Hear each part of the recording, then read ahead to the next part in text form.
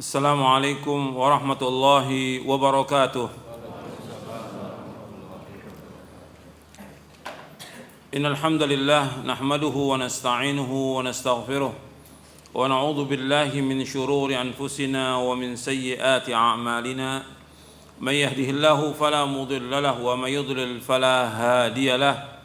Asyhadu an la ilaha illallah wahdahu la syarika lahu وأشهد أن محمدًا عبده ورسوله يا أيها الذين آمنوا اتقوا الله حق تقاته ولا تموتن إلا وأنتم مسلمون يا أيها الناس اتقوا ربكم الذي خلقكم من نفس واحدة وخلق منها زوجها وبث منهما رجالًا كثيرا ونساء واتقوا الله الذي تساءلون به والأرحام إن الله كان عليكم رقيبًا يا أيها الذين آمنوا اتقوا الله وقولوا قولا سديدا يصلح لكم أعمالكم ويغفر لكم ذنوبكم ومن يطع الله ورسوله فقد فاز فوزا عظيما أما بعد فإن أصدق الحديث كتاب الله وخير الهدي هدي محمد صلى الله عليه وعلى آله وسلم وشر الأمور محدثاتها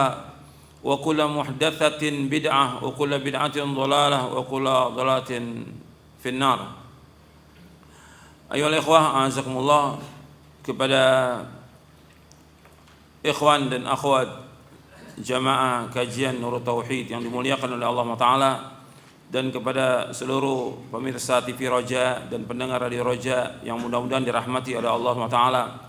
Alhamdulillah, kita bersyukur kepada Allah Subhanahu Wa Ta'ala atas segala nikmat yang Allah karuniakan kepada kita, nikmat Islam, nikmat iman, nikmat sehat, nikmat afiah, nikmat dijauhkan oleh Allah dari berbagai macam malapetaka, nikmat diberikan hidayah di atas Islam dan sunnah, nikmat diberikan oleh Allah Taala taufik untuk selalu dan senantiasa menuntut ilmu syar'i.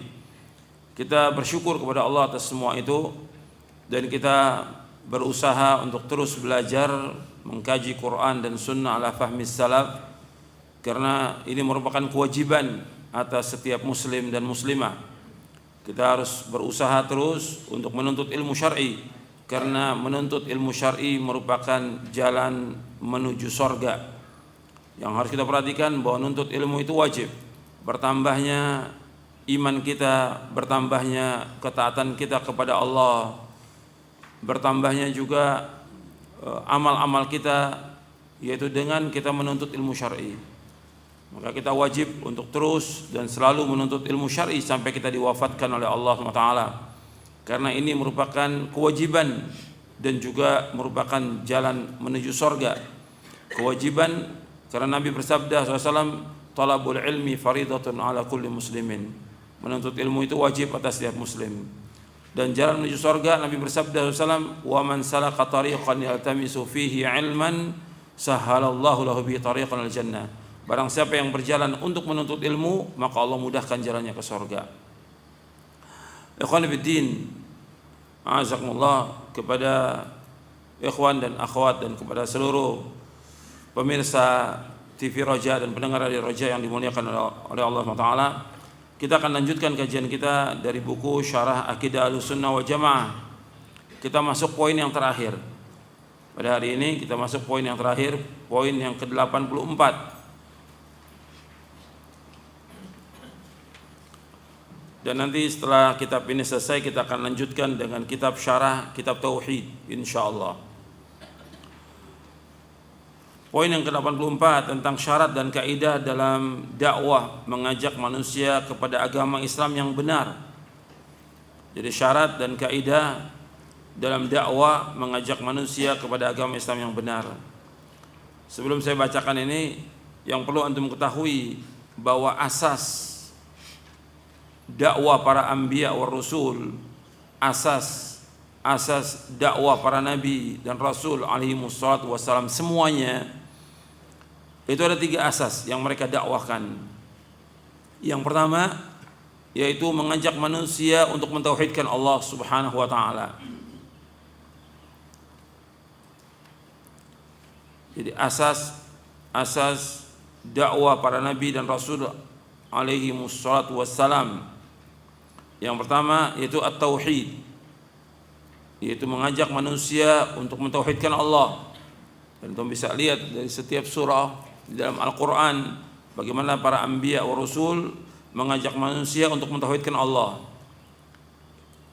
Mereka mulai dakwanya dengan tauhid dan mereka akhiri dakwanya dengan tauhid. Kemudian yang kedua yaitu an-nubuwah, menjelaskan tentang kenabian. Maka di antara para anbiya wa rasul alaihi wasallam diberikan oleh Allah bukti-bukti kenabian dan juga mukjizat diberikan oleh Allah Subhanahu wa taala untuk menunjukkan bahwa mereka adalah benar-benar sebagai utusan Allah Subhanahu wa taala yang diutus oleh Allah kepada umat manusia. Dan setiap umat mesti ada nabi, setiap umat mesti ada rasul yang diutus oleh Allah Subhanahu wa taala. Bagaimana Allah berfirman, wa im min ummatin illa khala fiha nadhir, dan tidak ada satu umat melainkan pernah diutus seorang rasul. Wa im min ummatin illa khala fiha nadhir, dan setiap umat itu pernah diutus seorang pengancam. Karena supaya tidak ada hujah nanti di hadapan Allah pada hari kiamat. Jadi nggak ada alasan bagi manusia bahwa mereka belum diutus seorang rasul, nggak ada alasan. Bahwa rasul-rasul dan nabi-nabi sudah diutus kepada mereka dan sudah mengingatkan mereka tentang wajibnya beribadah kepada Allah, tentang wajibnya mentauhidkan Allah SWT, menjauhkan segala macam perbuatan syirik. Yang ketiga al-ma'ad. Yang ketiga al-ma'ad, menjelaskan tentang yaumul akhir, menjelaskan tentang adanya hari berbangkit, menjelaskan tentang adanya dibangkitkannya manusia di hari kiamat nanti, tentang adanya sorga, adanya neraka dan yang lainnya. Maka antum bisa lihat hatta dalam surah-surah Makkiyah yang turun di Mekah, Allah menjelaskan tentang kiamat, tentang hari berbangkit, dan juga tentang surga, tentang neraka, supaya manusia meyakini bahwa kehidupan yang ada ini kehidupan yang sementara, kehidupan yang fana, dan mereka semuanya pasti dikembalikan kepada Allah Subhanahu wa taala. Maka Allah mengingatkan kepada kita semuanya agar takut kepada satu hari yang kita dikembalikan semuanya kepada Allah Subhanahu wa taala. Wattaqu yawman turja'una fihi ila Allah thumma tuwaffa kullu nafsin ma kasabat wa hum la yuzlamun. Hendaklah kalian takut kepada Allah dengan satu hari yang seluruh manusia dibangkitkan oleh Allah Taala, dikembalikan kepada Allah dan akan dibalas oleh Allah setiap apa yang mereka lakukan, dan mereka tidak dizolimi oleh Allah Taala. Itu dalam surah Al-Baqarah. Jadi itu tiga tentang asas dakwah para anbiya wa rasul alaihi wassalatu wassalam, dibawakan di dalam kitab Manhajul Anbiya fi Da'wati ila Allah fihi al-hikmah wal aql. Sekarang kita masuk poin ke-84. Syarat dan kaidah dalam dakwah, mengajak manusia kepada agama Islam yang benar. Berdakwah mengajak manusia kepada Islam yang benar, yaitu mengajak manusia kepada cara beragama yang benar, baik tentang akidah, manhaj, ibadah, akhlak, dan yang lainnya menurut pemahaman salafus saleh. Jadi berdakwah mengajak manusia kepada Islam yang benar, mengajak manusia kepada cara beragama yang benar. Sudah saya jelaskan di poin ke-82. Antum lihat lagi tentang definisi dakwah. Dan ini juga diingatkan kepada semuanya, termasuk para dai. Yang paling penting di sini para dai, para ustadz, para kiai, para ulama, bahwa dakwah itu mengajak manusia kepada syahadat, mengucapkan dua kalimat syahadat atau memahami dua kalimat syahadat, mendirikan salat, mengeluarkan zakat, puasa di bulan Ramadan, haji ke Baitullah, mengajak manusia untuk beriman kepada Allah Taala, malaikat-malaikatnya, kitab-kitabnya, rasul-rasulnya, beriman kepada hari akhir, dibangkitkannya manusia sudah mati, iman kepada qadar yang baik dan buruk, mengajak manusia untuk beribadah hanya kepada Allah saja seolah-olah ia melihatnya. Ini dakwah. Jadi dakwah mengajak manusia kepada usulul iman dan usulul Islam, pokok-pokok iman dan pokok-pokok Islam. Itu dakwah. Jadi dakwah itu bukan sekedar ceramah atau bukan banyaknya jadwal atau dia menyampaikan tentang masalah apa aja yang umum tetapi tidak mendasar kepada tauhid. Yang paling pokok dalam dakwah itu bagaimana menjelaskan kepada umat tentang tauhid, bahwa mereka diciptakan oleh Allah untuk beribadah kepada Allah. Wa ma khalaqtul jinna wal insa illa liya'budun. Tidak aku ciptakan jin dan manusia melainkan untuk beribadah kepadaku. Yang ini harus terus ditegaskan, harus diingatkan manusia. Manusia diciptakan Allah untuk beribadah. Maka semua yang Allah berikan fasilitas kepada manusia di muka bumi, apakah usaha, dagang, mencari nafkah atau yang lainnya, semuanya dalam rangka menegakkan ibadah kepada Allah. Itu untuk ingat itu. Semuanya orang diberikan oleh Allah ma'isyah, mata pencarian. Diberikan oleh Allah usaha, diberikan dagang, diberikan kedudukan, diberikan jabatan atau yang lainnya. Semua itu dalam rangka menegakkan ibadah kepada Allah. Jadi yang harus ditegakkan ibadah kepada Allah. Ibadah ini enggak boleh dikorbankan. Jangan dia untuk menegakkan dagang, usaha atau yang lainnya dikorbankan ibadah. Ibadah enggak boleh dikorbankan. Yang paling pokok dari ibadah ini yaitu mentauhidkan Allah Taala. Seperti kita ngaji, nuntut ilmu sekarang ini ibadah.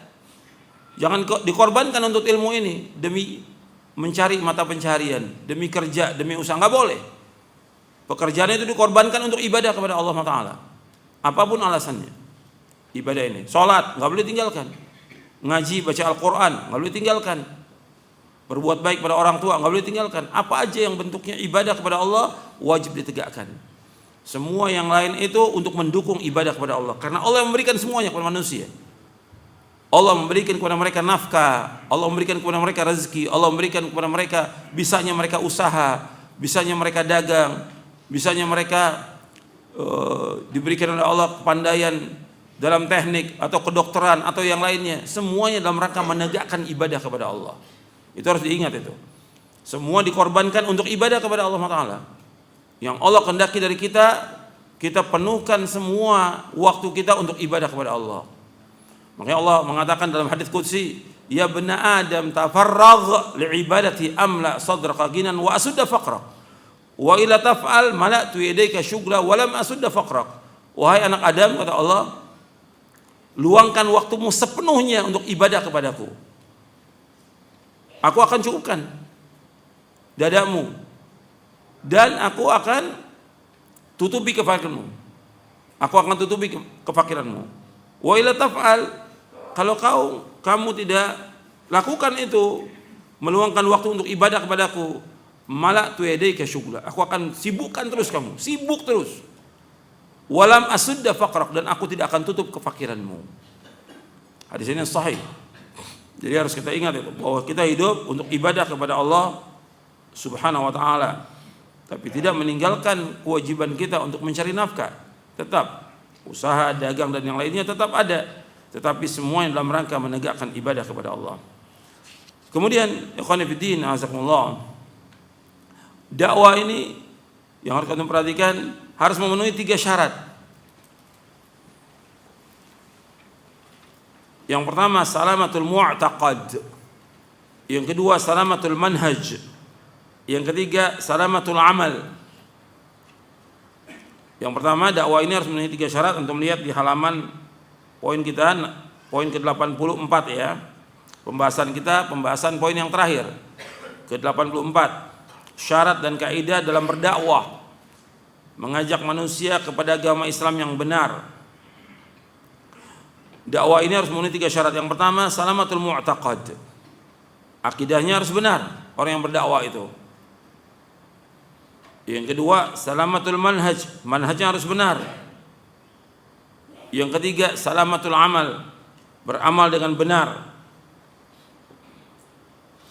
Yang pertama, salamatul mu'taqad. Akidahnya benar.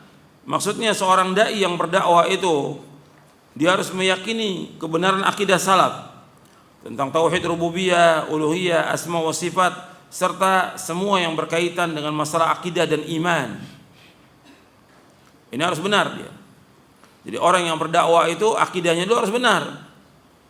Dia meyakini tentang rububiyahnya Allah Subhanahu wa taala. Allah sebagai Khalik, Allah sebagai Razik, Allah sebagai Malik, Allah sebagai Mudabbir, Allah sebagai Muhyi, Allah sebagai Mumit, dan yang lainnya. Dia wajib meyakini bahwa Allah yang mencipta, Allah yang memberikan rezeki, Allah yang memiliki langit dan bumi dan seluruh isinya, Allah yang mengatur alam semesta, Allah yang menghidupkan, Allah yang mematikan. Wajib diyakini. Wajib dia meyakini dengan seyakin-yakinnya ini. Karena kaum musyrikin, mereka juga meyakini ini tentang rububiyahnya Allah, tetapi tidak masukkan mereka ke dalam agama Islam. Orang-orang musyrikin kalau ditanya siapa yang menciptakan langit dan bumi, mereka mengakui Allah, tapi mereka masih beribadah kepada selain Allah. Wala in sa'alta man khalaqas samawati wal arda la yaquluna Allah. Seandainya kalian tanyakan kepada mereka siapa yang menciptakan langit dan bumi, mereka katakan Allah. Dan tentang rububiyah ini ada disebutkan di buku ini di awal-awal. Nanti antum bisa lihat di sini tentang tauhid rububiyah. Kita sudah bahas ini di awal-awal di poin keempat tentang tauhid rububiyah. Jadi kita mentauhidkan Allah dengan segala apa yang dilakukan oleh Allah, baik mencipta, memberi rezeki, menghidupkan dan mematikan. Mengimani bahwa Allah adalah Raja, penguasa dan Rabb yang mengatur segala alam. Untuk rububiyah ini diakui oleh kaum musyrikin. Mereka mengakui bahwa Allah yang mencipta segala sesuatu. Mereka mengakui yang memberikan rezeki Allah. Mereka mengakui yang memiliki langit dan bumi, mengatur alam semesta Allah. Namun mereka masih menetapkan berhala-berhala yang mereka anggap sebagai penolong, yang mereka bertawasul dengan berhala tersebut dan menjadikan mereka pemberi syafaat, sebagaimana disebutkan dalam beberapa ayat. Makanya Allah menyebutkan tentang mereka bahwa mereka tidaklah beriman melainkan dalam keadaan berbuat syirik, sebagaimana Allah sebutkan dalam surah Yusuf ayat 106, dan di buku ini ada di halaman 149. Allah berfirman dalam surah Yusuf ayat 106, wa ma yu'minu aktsaruhum billahi illa wa hum musyrikun, dan tidaklah sebagian besar dari mereka beriman kepada Allah melainkan mereka dalam keadaan mempersekutukan Allah dengan sesembahan-sesembahan yang lain. Sebagian ulama salaf berkata, jika kalian tanyakan kepada mereka siapa yang menciptakan langit, bumi dan gunung-gunung, mereka pasti menjawab Allah. Walaupun demikian, mereka tetap saja masih menyembah kepada selain Allah. Ini yang dikatakan bahwa ini syirik mereka. Ini disebutkan dalam tafsir Ibnu Katsir dari Ibnu Abbas, Mujahid, Ikrimah, Sya'bi, Qatadah dan yang lainnya rahimahumullah. Kebanyakan mereka tidak beriman kepada Allah, artinya tidak mentauhidkan Allah dengan tauhid rububiyah, mereka dalam berbuat syirik. Jadi mereka mengakui rububiyah Allah tapi dalam keadaan berbuat syirik. Makanya dikatakan oleh Ibnu Qayyim rahimahullah, antum lihat di halaman 151. Kata Imam Ibnu Qayyim, seandainya keimanan kepada tauhid rububiyah saja dapat menyelamatkan, maka tentunya orang-orang musyrik telah diselamatkan. Akan tapi urusan yang amat penting dan menjadi penentu adalah keimanan kepada tauhid uluhiyah, yang merupakan pembeda antara orang-orang musyrikin dan orang-orang yang mentauhidkan Allah Ta'ala. Sebutkan oleh Ibnu Qayyim dalam kitabnya Madarijus Salikin di juz yang pertama. Kemudian yang kedua, seorang dai itu harus memahami tentang tauhid uluhiyah. Tentang tauhid uluhiyah dikatakan juga tauhid al-ibadah di poin yang kelima dalam buku ini. Tauhid al-uluhiyah dikatakan juga tauhid al-ibadah, mentauhidkan Allah melalui segala pekerjaan hamba, seperti berdoa, takut, mengharap, cinta, menyembelih, bernadar, minta tolong, istighatsah dan yang lainnya. Semua harus dilakukan dengan apa yang disyariatkan dan diperintahkan oleh Allah, dengan tidak menyekutukan Allah dengan sesuatu apapun juga. Dan Allah tidak ridho kalau Allah disekutukan dengan makhluknya. Makanya kita wajib memahami dan meyakini tentang tauhid al-uluhiyah yang didakwakan oleh para anbiya war rusul alaihi wassalatu wassalam, tentang tauhid al-uluhiyah. yang didakwakan oleh para nabi dan para rasul alaihi wassalatu wassalam, yaitu tauhid al-uluhiyah. Nabi-nabi dan rasul-rasul mengajak umatnya untuk beribadah kepada Allah, mentauhidkan Allah, menjauhkan segala macam perbuatan syirik. Ini dakwah yang benar. Melarang mereka untuk menyembah berhala, batu, pohon, kemudian matahari, bulan, dan yang lainnya. Harus diingatkan bahwa itu enggak ada manfaatnya sama sekali. Semua sesembahan yang batil. Kita wajib ingatkan bahwa Allah itu satu dalam zatnya, dalam sifatnya, dan juga dalam kita ibadah hanya kepada Allah Subhanahu wa taala. Allah satu, hanya Dia yang menciptakan, memberikan rezeki dan yang lainnya. Maka Allah berfirman, wa ilahukum ilahu wahid la ilaha illa huwar rahmanur rahim. Ilah itu ilah yang satu, tidak ada ilah melainkan Allah, dan Allah itu Maha Pengasih dan Penyayang. Ini tauhid al-uluhiyah, ini tauhid yang paling penting dalam dakwah. Makanya setiap nabi dan setiap rasul, mereka semuanya mendakwakan dakwah tauhid ini, yaitu tauhid al-uluhiyah. Tauhid al-uluhiyah, tauhid al-ibadah. Makanya umatnya memerangi para anbiya, memusuhi para anbiya, karena para anbiya wa rasul mendakwakan dakwah tauhid al-uluhiyah, untuk beribadah hanya kepada Allah saja. Sebagaimana umatnya Nabi Muhammad SAW, ketika Nabi berdakwah di Mekah mengajak untuk mengesahkan Allah, mereka merasa heran. Sampai mereka mengatakan, aja'alal alihata ilaha wahida inna hadza la syai'un ujab. Apakah Tuhan yang banyak ini menjadi satu Tuhan? Ini sangat mengherankan, kata mereka. Sangat mengherankan. Dan mereka paham tentang kalimat tauhid la ilallah, mereka paham. Mereka tahu, tapi mereka enggak mau. Karena kalau mereka mengucapkan kalimat ini, berarti konsekuensinya mereka harus meninggalkan semua sesembahan mereka. Maka Allah mengatakan, wa idza qila lahum la ilaha illallah yastakbirun. Apabila dikatakan la ilaha illallah, mereka sombong, enggak mau ucapkan kalimat itu. Karena mereka tahu konsekuensinya. Adapun keadaan umat yang sekarang ini, sebagian dari umat Islam mengucapkan kalimat la ilaha illallah, tapi mereka tidak tahu tentang maknanya, tidak tahu tentang rukunnya, tidak tahu tentang konsekuensi dari makna la ilaha illallah. Maka para dai wajib menjelaskan kepada mereka. Para dai ini wajib untuk memahami tentang kalimat ini dan menjelaskan kepada umat tentang wajibnya memahami tentang kalimat ini, untuk menjelaskan, mengikhlaskan ibadah hanya kepada Allah Subhanahu wa taala, dan menjauhkan segala macam perbuatan syirik. Sebagaimana Allah berfirman dalam surah An-Nahl ayat 36, wa laqad ba'atsna fi kulli ummatin rasulan an i'budullaha wajtanibut taghut. Dan sungguh kami telah utus pada setiap umat seorang rasul. Setiap umat mesti ada rasulnya. Setiap rasul dakwanya an i'budullah, hendaklah akan beribadah hanya kepada Allah. Wajtanibut taghut, jauhkan taghut. Jadi bukan hanya mengajak umat beribadah kepada Allah saja, tapi juga wajib meninggalkan semua yang disembah selain Allah. Wajib meninggalkan semua bentuk-bentuk kesyirikan. Wajib ditinggalkan.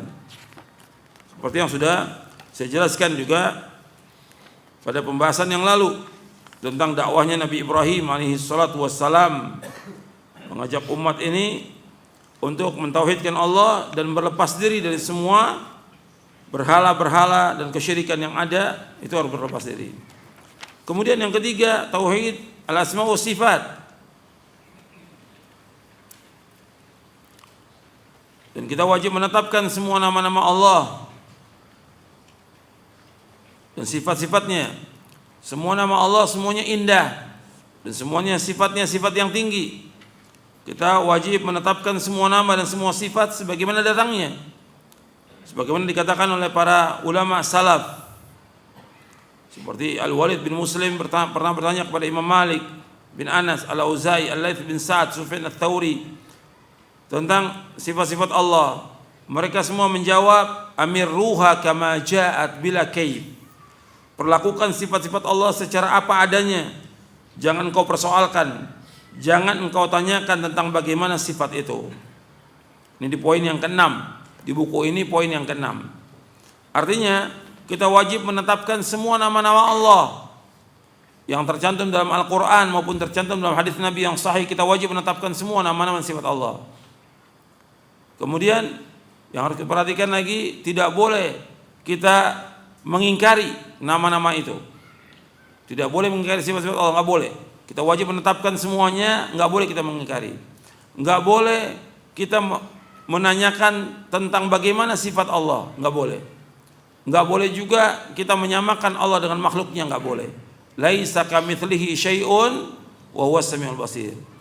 Nggak ada satupun yang sama dengan Allah, dan Allah itu Maha mendengar, Allah itu Maha melihat.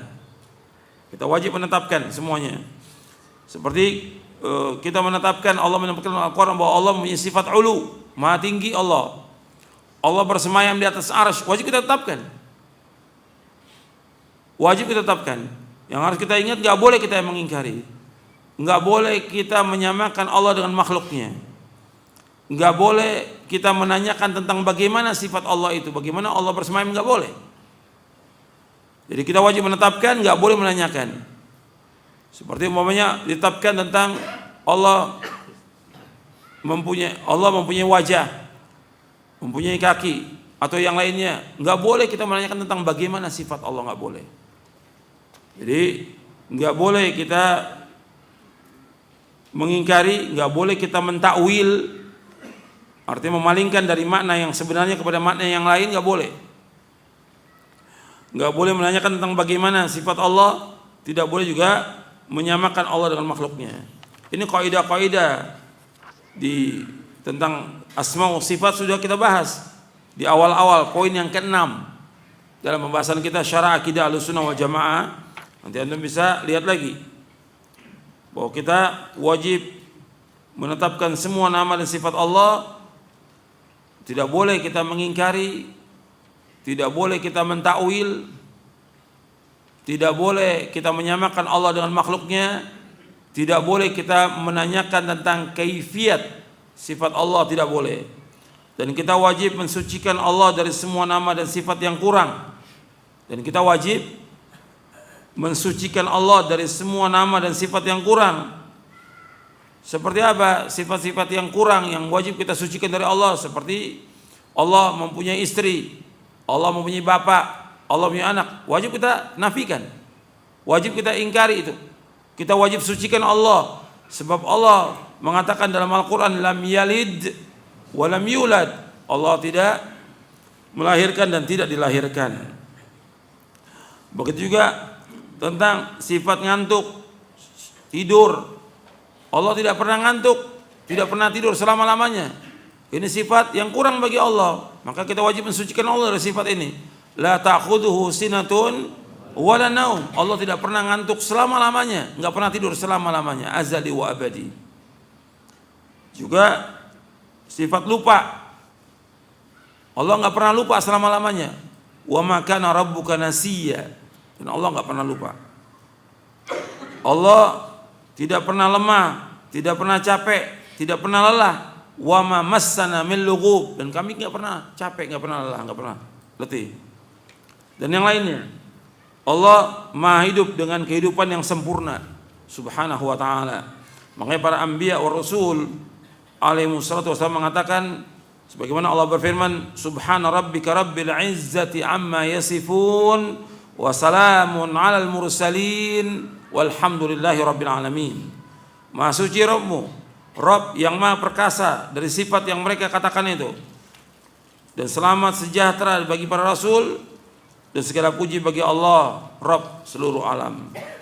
Jadi Allah SWT ini dalam surah As-Saffat, dalam surah As-Saffat surah 37 ayat 180 sampai 182, Allah Azza wa Jalla, Allah SWT dalam ayat ini mensucikan dirinya dari apa yang disifatkan untuknya oleh penentang-penentang para rasulnya. Kemudian Allah SWT melimpahkan salam sejahtera kepada para rasul karena bersihnya perkataan mereka dari hal-hal yang mengurangi dan menodai keagungan sifat Allah Subhanahu wa ta'ala. Dan di buku ini juga sudah dibahas tentang kaidah-kaidah tentang sifat-sifat Allah. Ini sudah kita bahas ya dalam syarah akidah, yang kita wajib menetapkan semua nama, semua sifat Allah. Dan seorang dai dia tidak boleh berbuat syirik. Ini berkaitan dengan salamatul akidah, ini harus selamat, salamatul mu'taqad, nggak boleh berbuat syirik. Bab syirik ini merupakan dosa besar yang paling besar. Seandainya seorang dai itu berbuat maksiat, dosa yang besar sudah cacat dalam dakwahnya, apalagi berbuat syirik. Karena syirik merupakan dosa besar yang paling besar, kemungkaran yang paling mungkar, maksiat yang paling maksiat, dan kezaliman yang paling zalim. Allah berfirman, inna syirka la dzulmun adzim. Sesungguhnya syirik kezaliman yang amat besar, dan dosa besar yang paling besar adalah syirik. Makanya wajib kita menjauhkan perbuatan syirik ini, memalingkan ibadah kepada selain Allah. Tapi masih ada atau dai atau kiai atau ustadz yang masih mengajak orang kepada kesyirikan, seperti mengajak orang berdoa atau memohon kepada orang-orang yang sudah mati, atau minta syafaat kepada mereka, atau yang lainnya, menyembah dan yang lainnya. Ini masih ada orang-orang yang datang ke kubur-kubur tertentu atau kubur-kubur wali, kemudian mengajak umat kepada perbuatan syirik. Ini nggak berhak dia sebagai dai, nggak berhak dia untuk mengajak manusia kepada agama yang benar, karena dia sendiri cacat. Dia punya aib yang besar, yaitu perbuatan syirik. Maka ini harus dibersihkan. Kalau dai-nya dia sendiri berbuat syirik, bagaimana umatnya? Maka syarat dalam berdakwah ini dia harus bersih dari segala macam perbuatan syirik. Dan juga yang lainnya berkaitan dengan masalah-masalah iman dan yang lainnya, dia harus paham ini, harus belajar.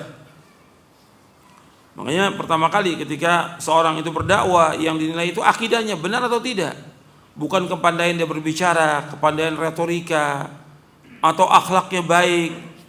Tapi kalau akidahnya rusak, semuanya nggak ada manfaatnya semuanya.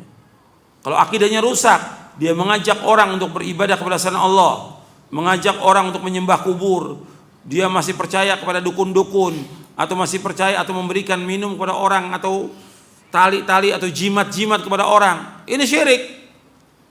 Meskipun dia pakai sorban, meskipun dia akhlaknya baik, tetap aja ini rusak sudah semuanya. Meskipun amalnya baik, meskipun muamalahnya baik, kalau akidahnya rusak nggak ada manfaatnya semuanya. Sebab Allah berfirman, la in asyrakta la yahbatanna amaluka wa la takunanna minal khasirin. Kalau engkau berbuat syirik, seluruh amalmu hapus dan engkau termasuk orang-orang yang merugi. Jadi nilai seorang itu dinilai daripada akidahnya. Akidahnya benar atau tidak? Akidahnya dulu. Itu yang pertama kali, penilaian orang itu terhadap dai itu akidahnya benar atau tidak dia. Dia punya keyakinan atau kepercayaan yang syirik atau tidak. Sebab ada juga orang-orang yang punya keyakinan atau kepercayaan yang enggak benar. Banyak orang berdatangan ke rumahnya, ternyata dia punya jin. Banyak orang datang ke rumahnya, ternyata dia bukan dai, bukan kiai. Memang di masyarakat dibilang kiai dia, pada hakikatnya dia apa? Dukun. Kalau udah dukun nggak bisa untuk berdakwah, justru dia merusak umat. Meskipun dia pakai sorban atau yang lainnya, dia lihat akidahnya benar atau tidak. Begitu juga yang lainnya. Ini kaitan dengan rububiyah, uluhiyah, asma, wa sifat juga dilihat nanti. Bagaimana dia? Begitu juga masalah-masalah akidah yang lain dan juga masalah-masalah iman. Kemudian yang kedua, salamatul manhaj. Manhajnya harus benar ini. Jadi dia memahami Al-Quran dan Sunnah sesuai dengan pemahaman salafus saleh, mengikuti prinsip dan kaidah yang telah ditetapkan oleh ulama salaf. Ini harus perhatikan ini. Dia harus mengikuti akidah dan prinsip ulama salaf. Dan ini sudah kita bahas tentang bagaimana dalam kita mengambil dalil, manhaj talaqi, bagaimana dia belajar, bagaimana dia berdalil. Ini harus tahu ini. Ini sudah kita bahas di bab yang kedua. Antum lihat di halaman 47 sampai halaman 52. Ini sekedar mengulang lagi aja ini. Sebab biasanya kalau sudah lama ini, udah bertahun-tahun kita kaji ini, suka lupa. Ya.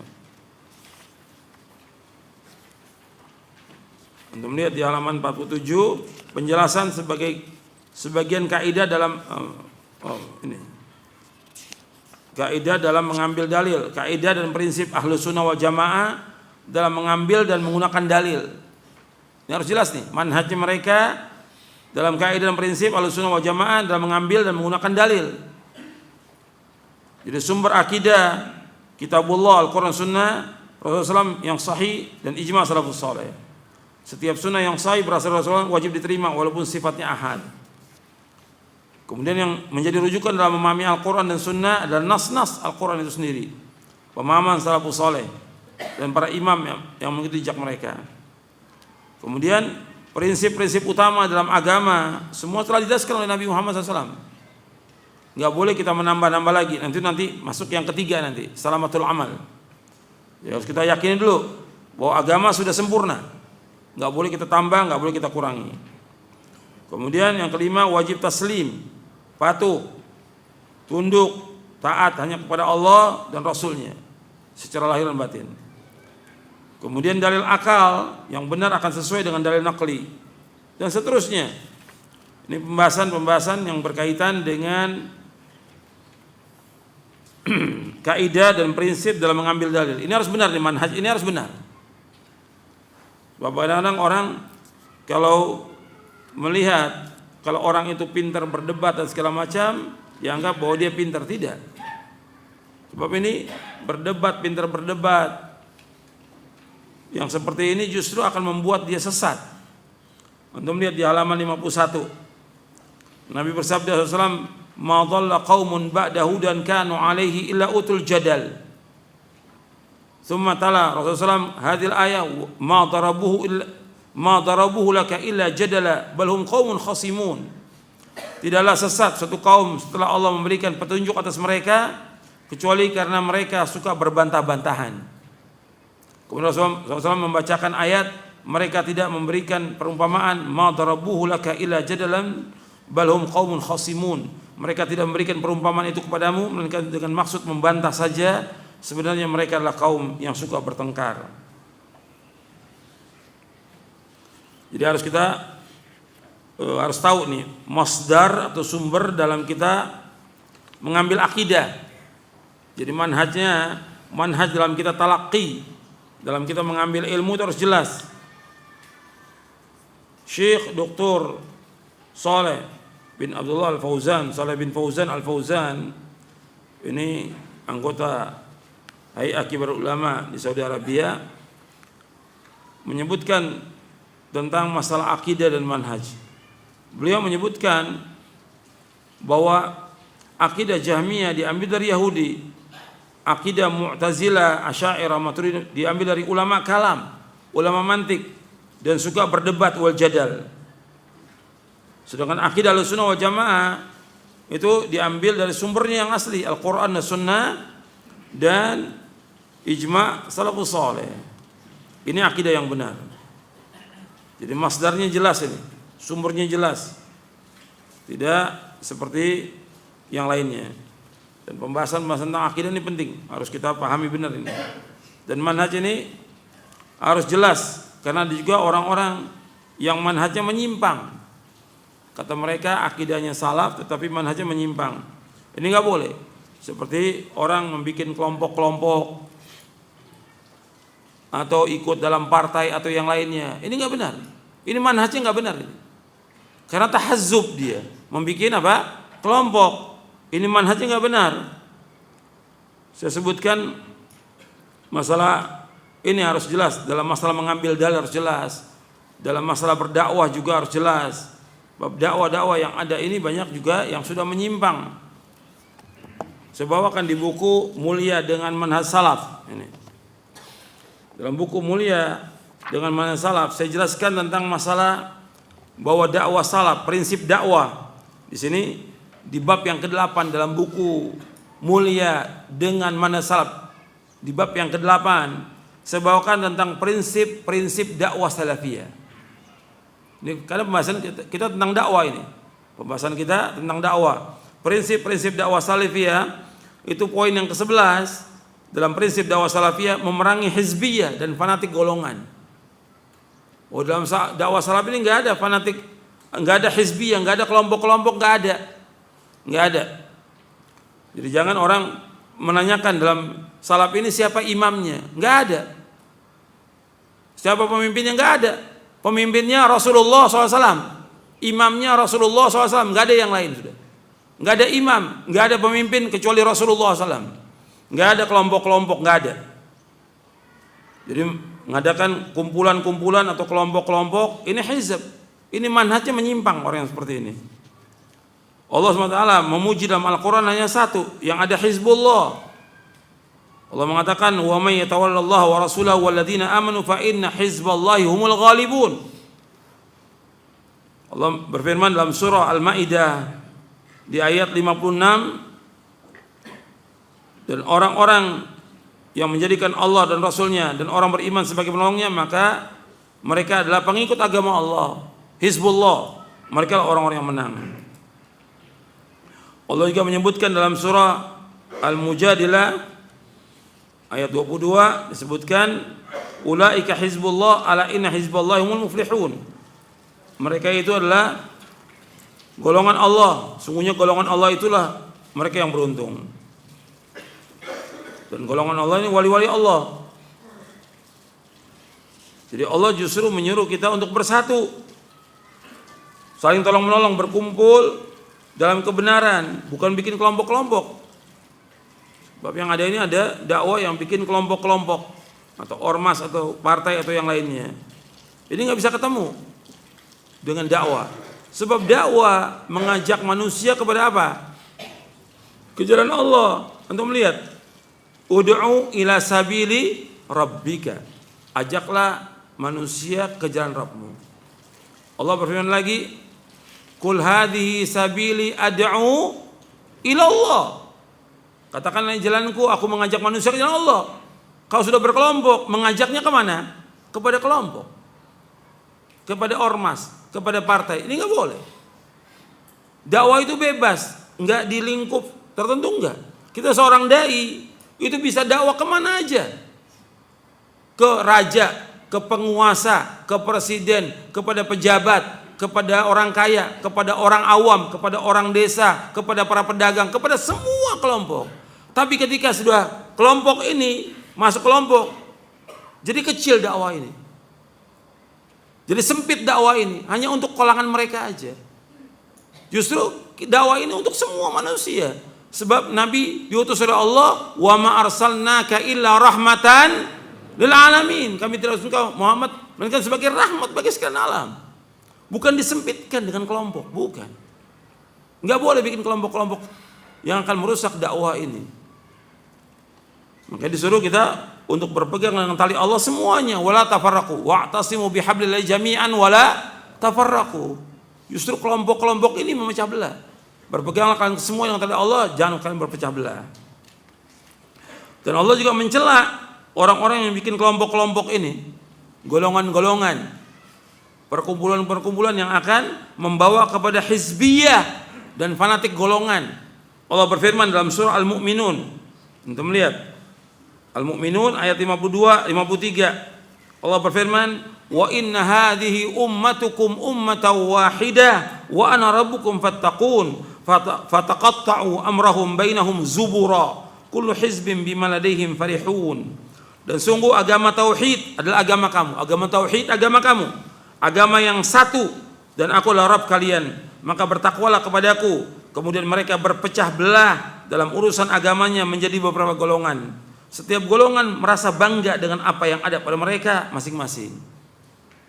Surah Al-Mu'minun, surah 23 ayat 52 dan 53. Kemudian juga Allah berfirman dalam surah Ar-Rum, surah Ar-Rum ayat 31 32. Wala takunu minal musyrikin minal ladzina farraqu dinahum wa kanu syi'a kullu hizbin bima ladaihim farihun. Dan janganlah kalian termasuk orang-orang yang mempersekutukan Allah, yaitu orang-orang yang memecah belah agama mereka dan mereka menjadi beberapa golongan. Setiap golongan merasa bangga dengan apa yang ada pada golongan mereka. Surah Ar-Rum. Makanya Al-Hizb ini enggak dibenarkan. Dijelaskan oleh Syekh Safi Rahman Al-Mubarakfuri rahimahullah dalam kitabnya Al-Ahzab Al-Islamiyah, dan dibawakan oleh Syekh Ali Hasan dalam kitabnya Ad-Da'wah ila Allah baina tajammu' al-hizbi wa ta'awun al-syar'i.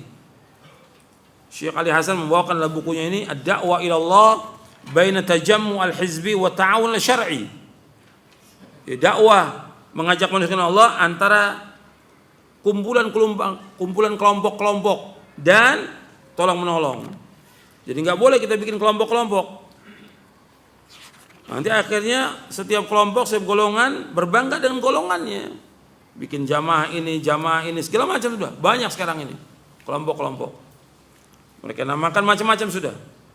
Ya, kelompoknya atau golongannya atau ormasnya atau yang lainnya semua mereka namakan. Dakwah ini nggak terikat dengan itu, tidak. Bahkan berbahaya.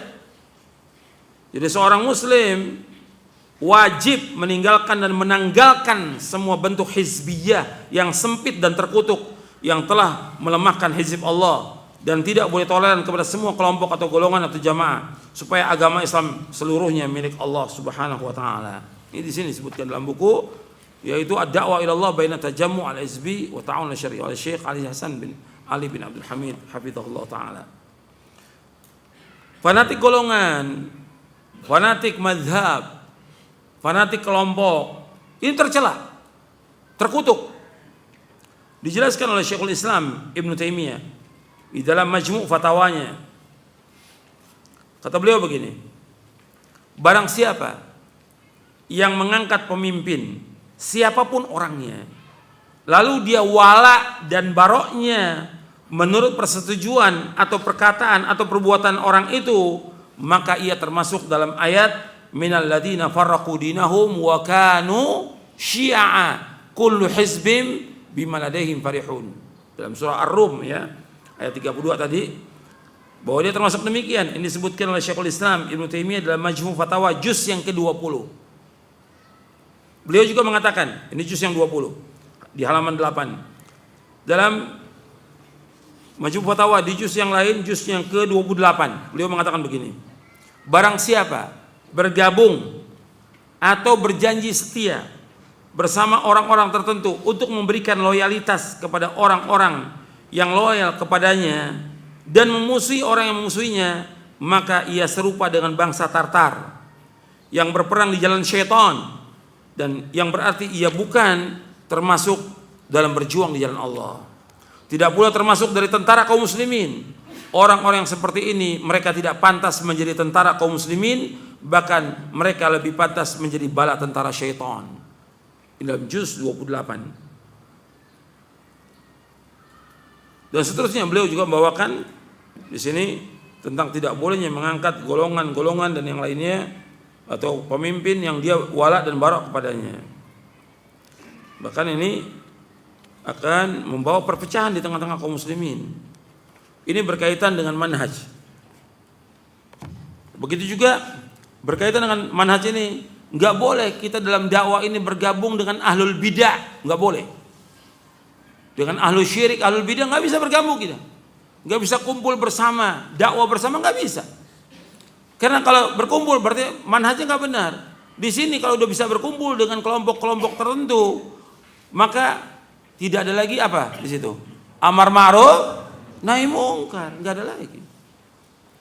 Antum lihat, perhatikan, ketika Allah menyuruh kita untuk bersatu di atas kebenaran, tidak boleh berpecah belah. Selanjutnya, ayat selanjutnya Allah menyuruh kita untuk apa? Untuk apa? Ingkarul mungkar. Antum lihat dalam surah Ali Imran, supaya antum paham. Ini berkaitan dengan manhaj, ini harus paham betul ini, terutama para dai. Antum lihat di ayat 103 di surah Ali Imran. Saya nggak bacakan semuanya. Di awalnya aja, antum lihat di surah Ali Imran ayat 102, di ayat 103, afwan, di ayat 103. Setelah Allah berfirman, wa'tasimu bihablil jami'a wa la tafarraqu. Hendaklah kalian bersatu dengan tali Allah. Artinya hendaklah kalian semuanya berpegang dengan tali Allah, semuanya, jangan berpecah belah. Kemudian di ayat 104-nya Allah berfirman, wa takum minkum ummatun yad'una ilal khairi wa ya'muruna bil ma'ruf wa yanhauna 'anil munkar wa ulaika humul muflihun. Dan hendaknya ada di antara kalian umat yang mengajak kepada kebaikan, menyuruh yang ma'ruf, mencegah yang mungkar, dan mereka orang-orang yang sukses, orang yang menang. Jadi harus ada dalam perkumpulan itu amar ma'ruf nahi mungkar. Nggak boleh kita membiarkan kemungkaran mereka, nggak boleh kita membiarkan kesyirikan mereka, nggak boleh kita membiarkan bid'ah mereka yang mereka lakukan, nggak boleh. Harus tegas sebagaimana yang ditegaskan oleh para ulama salaf. Antum bisa lihat bagaimana tentang prinsip kita dengan ahlul bidah. Nggak bisa yang namanya seorang dai yang berpegang teguh pada Quran dan Sunnah ala fahmi salaf duduk bersama ahlul bidah, nggak bisa. Nggak bisa. Karena dia wajib menegur apanya? Menegur bid'ahnya, mengingkari kemungkaran yang mereka lakukan. Kalau dia duduk bersama, berarti nggak ada ingkarul mungkar, nggak ada. Antum lihat prinsip di sini di buku ini ada pembahasan. Ini sudah kita bahas, ya. Ini sekedar mengulangi aja. Di poin ke-68, tentang sikap Ahlus Sunnah terhadap ahlul bid'ah. Jadi ada sikap kita. Ini manhaj yang benar dalam dakwah, punya sikap kepada ahlul bid'ah. Nggak bisa bergabung, nggak bisa bersatu dengan ahlul bid'ah selama-lamanya, nggak bisa. Karena para ulama demikian, semuanya ulama. Bahkan mereka Ahlus Sunnah menjaga telinga mereka dari ucapan-ucapan batil ahlul bid'ah. Karena kita punya prinsip bahwa setiap bid'ah itu sesat. Jadi Ahlus Sunnah itu punya sikap terhadap ahlul bid'ah itu.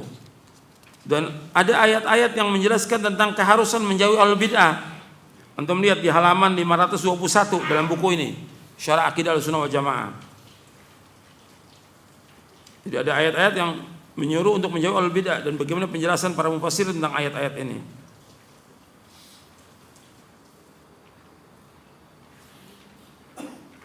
Saya bacakan satu ayat aja. Di sini ada dua ayat. Ada surah Al-Imran di ayat 7, kemudian surah Al-An'am ayat 68, dan juga surah An-Nisa ayat 140.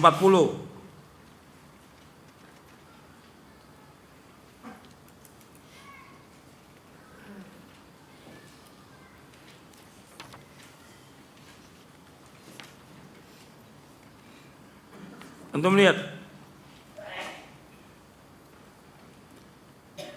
di surah Al-An'am ayat 68. Allah berfirman, "Wa idza ra'aita alladziina yakhuduna fi ayatina fa'arid 'anhum hatta yakhudu fi haditsin ghairi wa imma yunsiyannaka syaitanu fala taqud ba'da dzikra ma'al qaumidz zalimin." Apabila engkau Muhammad melihat orang-orang yang memperolok-olok ayat-ayat kami, maka tinggalkanlah mereka hingga mereka beralih ke pembicaraan yang lain. Dan jika syaitan benar-benar menjadikan engkau lupa akan larangan ini, setelah ingat kembali janganlah engkau duduk bersama orang-orang yang zalim. Surah Al-An'am ayat 68. Kata Imam Asy-Syaukani di dalam tafsirnya Fathul Qadir, kata Imam Syaukani, dalam ayat ini terdapat nasihat yang agung bagi orang-orang yang masih memperbolehkan untuk duduk bersama ahlul bid'ah, yang mereka itu mengubah kalam Allah dan mempermainkan kitab Allah dan sunnah Rasulnya, dan memahami Al-Quran dan Sunnah sesuai dengan hawa nafsu mereka yang menyesatkan dan sesuai dengan bid'ah-bid'ah yang mereka rusak. Maka sungguhnya jika seorang tidak dapat mengingkari mereka yang tidak dapat mengubah keadaan mereka, maka minimalnya paling tidak ia harus meninggalkan duduk dengan mereka, dan yang demikian itu mudah baginya dan tidak sulit. Bisa jadi para ahli bid'ah itu memanfaatkan hadirnya seorang di majelis mereka. Mereka mengajak hadir dari tokoh-tokoh Ahlus Sunnah. Jadi ahlul bidah memanfaatkan hadirnya seorang di majelis mereka, meskipun ia dapat terhindar dari syubhat yang mereka lontarkan, tetapi mereka dapat mengkaburkan dengan syubhat tersebut kepada orang-orang awam. Maka hadirnya seorang dalam majelis ahlul bidah merupakan kerusakan yang lebih besar daripada sekedar kerusakan berupa mendengarkan kemungkaran. Dan kami telah melihat di majelis-majelis yang terlaknat ini yang jumlahnya banyak sekali, dan kami bangkit untuk membela kebenaran. Alhamdulillah.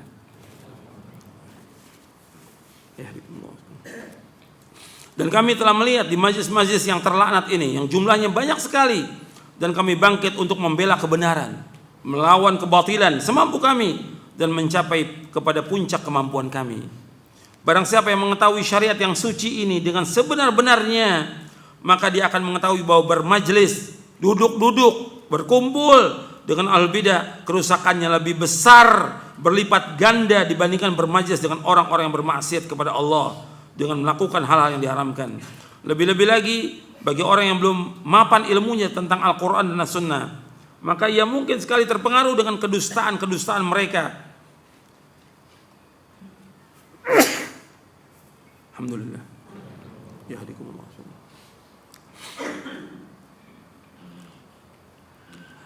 Jadi kata Imam Syaukani rahimahullah, kata beliau, barang siapa mengetahui syariat yang suci ini dengan sebenar-benarnya, maka ia akan mengetahui bahwa bermajlis dengan ahlul bid'ah kerusakannya lebih besar, berlipat ganda dibandingkan bermajlis dengan orang-orang yang bermaksiat kepada Allah dengan melakukan hal-hal yang diharamkan. Lebih-lebih lagi bagi orang yang belum mapan ilmunya tentang Al-Quran dan Sunnah, maka ia mungkin sekali terpengaruh dengan kedustaan mereka berupa kebatilan yang jelas sekali. Lalu kebatilan tersebut akan tergores di dalam hatinya hingga sangat sulit sekali mencari penyembuh dan pengobatannya. Maka dia pun mengamalkannya sepanjang umurnya, dan ia akan menemui Allah dengan kebatilan yang ia yakini tersebut sebagai kebenaran, padahal itu merupakan sebesar-besar kebatilan dan sebesar-besar kemungkaran. Untuk bisa lihat dalam tafsir Fathul Qadir di juz yang kedua cetakan Darul Fikr. Begitu juga Allah berfirman dalam surah An-Nisa ayat 140 tentang tidak bolehnya kita duduk bersama ahlul bidah. Nanti antum bisa lihat dalam tafsir Al-Baghawi, kata Ibnu Abbas tentang surah An-Nisa 140. Ini penting untuk kita ketahui ini, karena banyak para dai yang bergabung dengan ahlul bidah, duduk bersama ahlul bidah, berkelompok dengan ahlul bidah, nggak bisa ketemu dengan ahlul bidah selama-lamanya. Karena menyatakan demikian Allah dalam Al-Quran. Allah berfirman, waqad nazzala 'alaikum fil kitabi an idza sami'tum ayati la yukfaru biha wa yustahza'u biha fala taq'udu ma'hum hatta yakhudu fi haditsin ghairi innakum idzam mithluhum innallaha jami'ul munafiqina wal kafirina fi jahannam jami'a.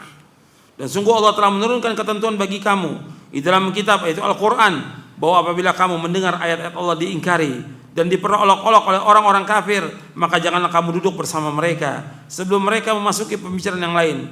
Karena kalau kamu tetap duduk dengan mereka, tentulah kamu serupa dengan mereka. Sungguh Allah akan mengumpulkan semua orang-orang munafik dan orang-orang kafir di neraka jahanam.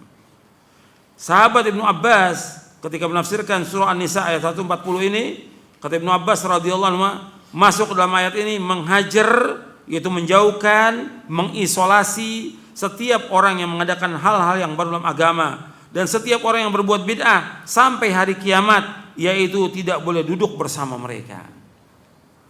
Ini disebutkan dalam tafsir Al-Baghawi. Kemudian juga dalam tafsir At-Tabari, dalam tafsir At-Tabari disebutkan oleh Imam At-Tabari rahimahullah yang wafat tahun 310 Hijriah, kata beliau, ayat ini merupakan dalil yang sangat jelas tentang larangan untuk ikut di dalam majlis ahlul bid'ah dari setiap macam pelaku bid'ah dan orang-orang fasik yang mereka berbicara tentang kebatilan. Ini manhaj ini. Nggak boleh duduk bersama ahlul bid'ah selama-lamanya. Bahkan sikap para ulama jelas tentang sikap pada ahlul bid'ah. Nanti antum bisa lihat itu di halaman 526, 527 dan seterusnya, dan nasihat para ulama salaf agar menjauhi ahlul bid'ah. Di sini ada nasihat ulama salaf ini.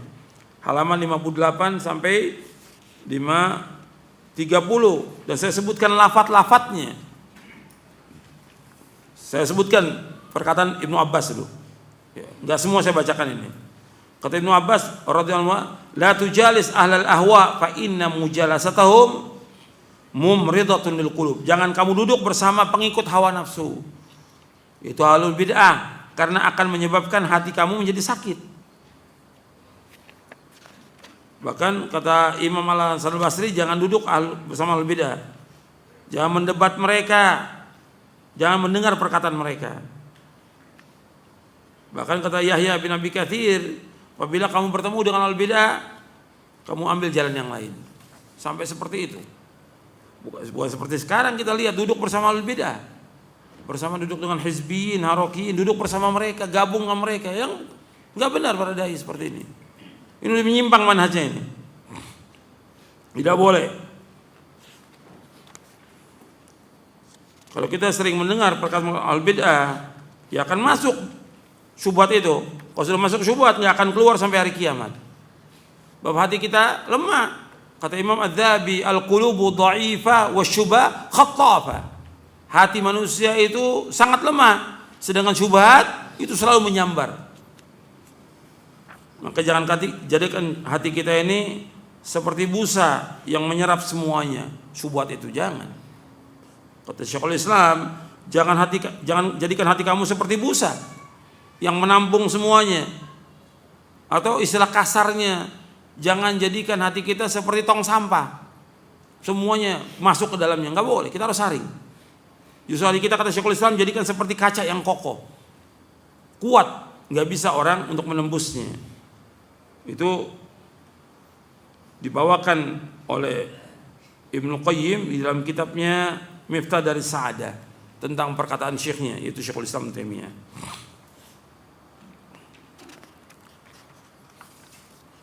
Kemudian yang selanjutnya, yang ketiga, salamatul amal,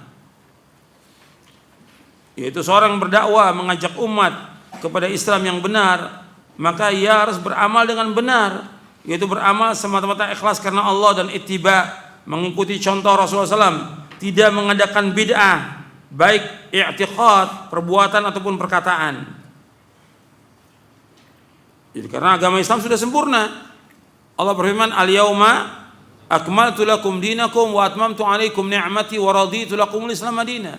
Pada hari ini aku telah sempurnakan bagimu agamamu, aku telah cukupkan nikmatku atasmu, dan aku ridho Islam menjadi agama bagimu. Sudah sempurna agama ini. Jangan melakukan yang baru dalam agama ini. Saya sudah jelaskan di buku ini di awal-awal, antum lihat di halaman 75 tentang penjelasan tentang bid'ah di awal-awal ini. Karena yang menjelaskan tentang bid'ah, melarang tentang perbuatan bid'ah pertama kali siapa? Rasulullah sallallahu alaihi wasallam. Yang pertama kali melarang perbuatan bid'ah adalah Rasulullah sallallahu alaihi wasallam. Rasulullah yang melarang berbuat bid'ah. Maka saya sebutkan di sini tentang masalah bid'ah, bahwa Ahlussunnah itu menjauhkan perbuatan bid'ah.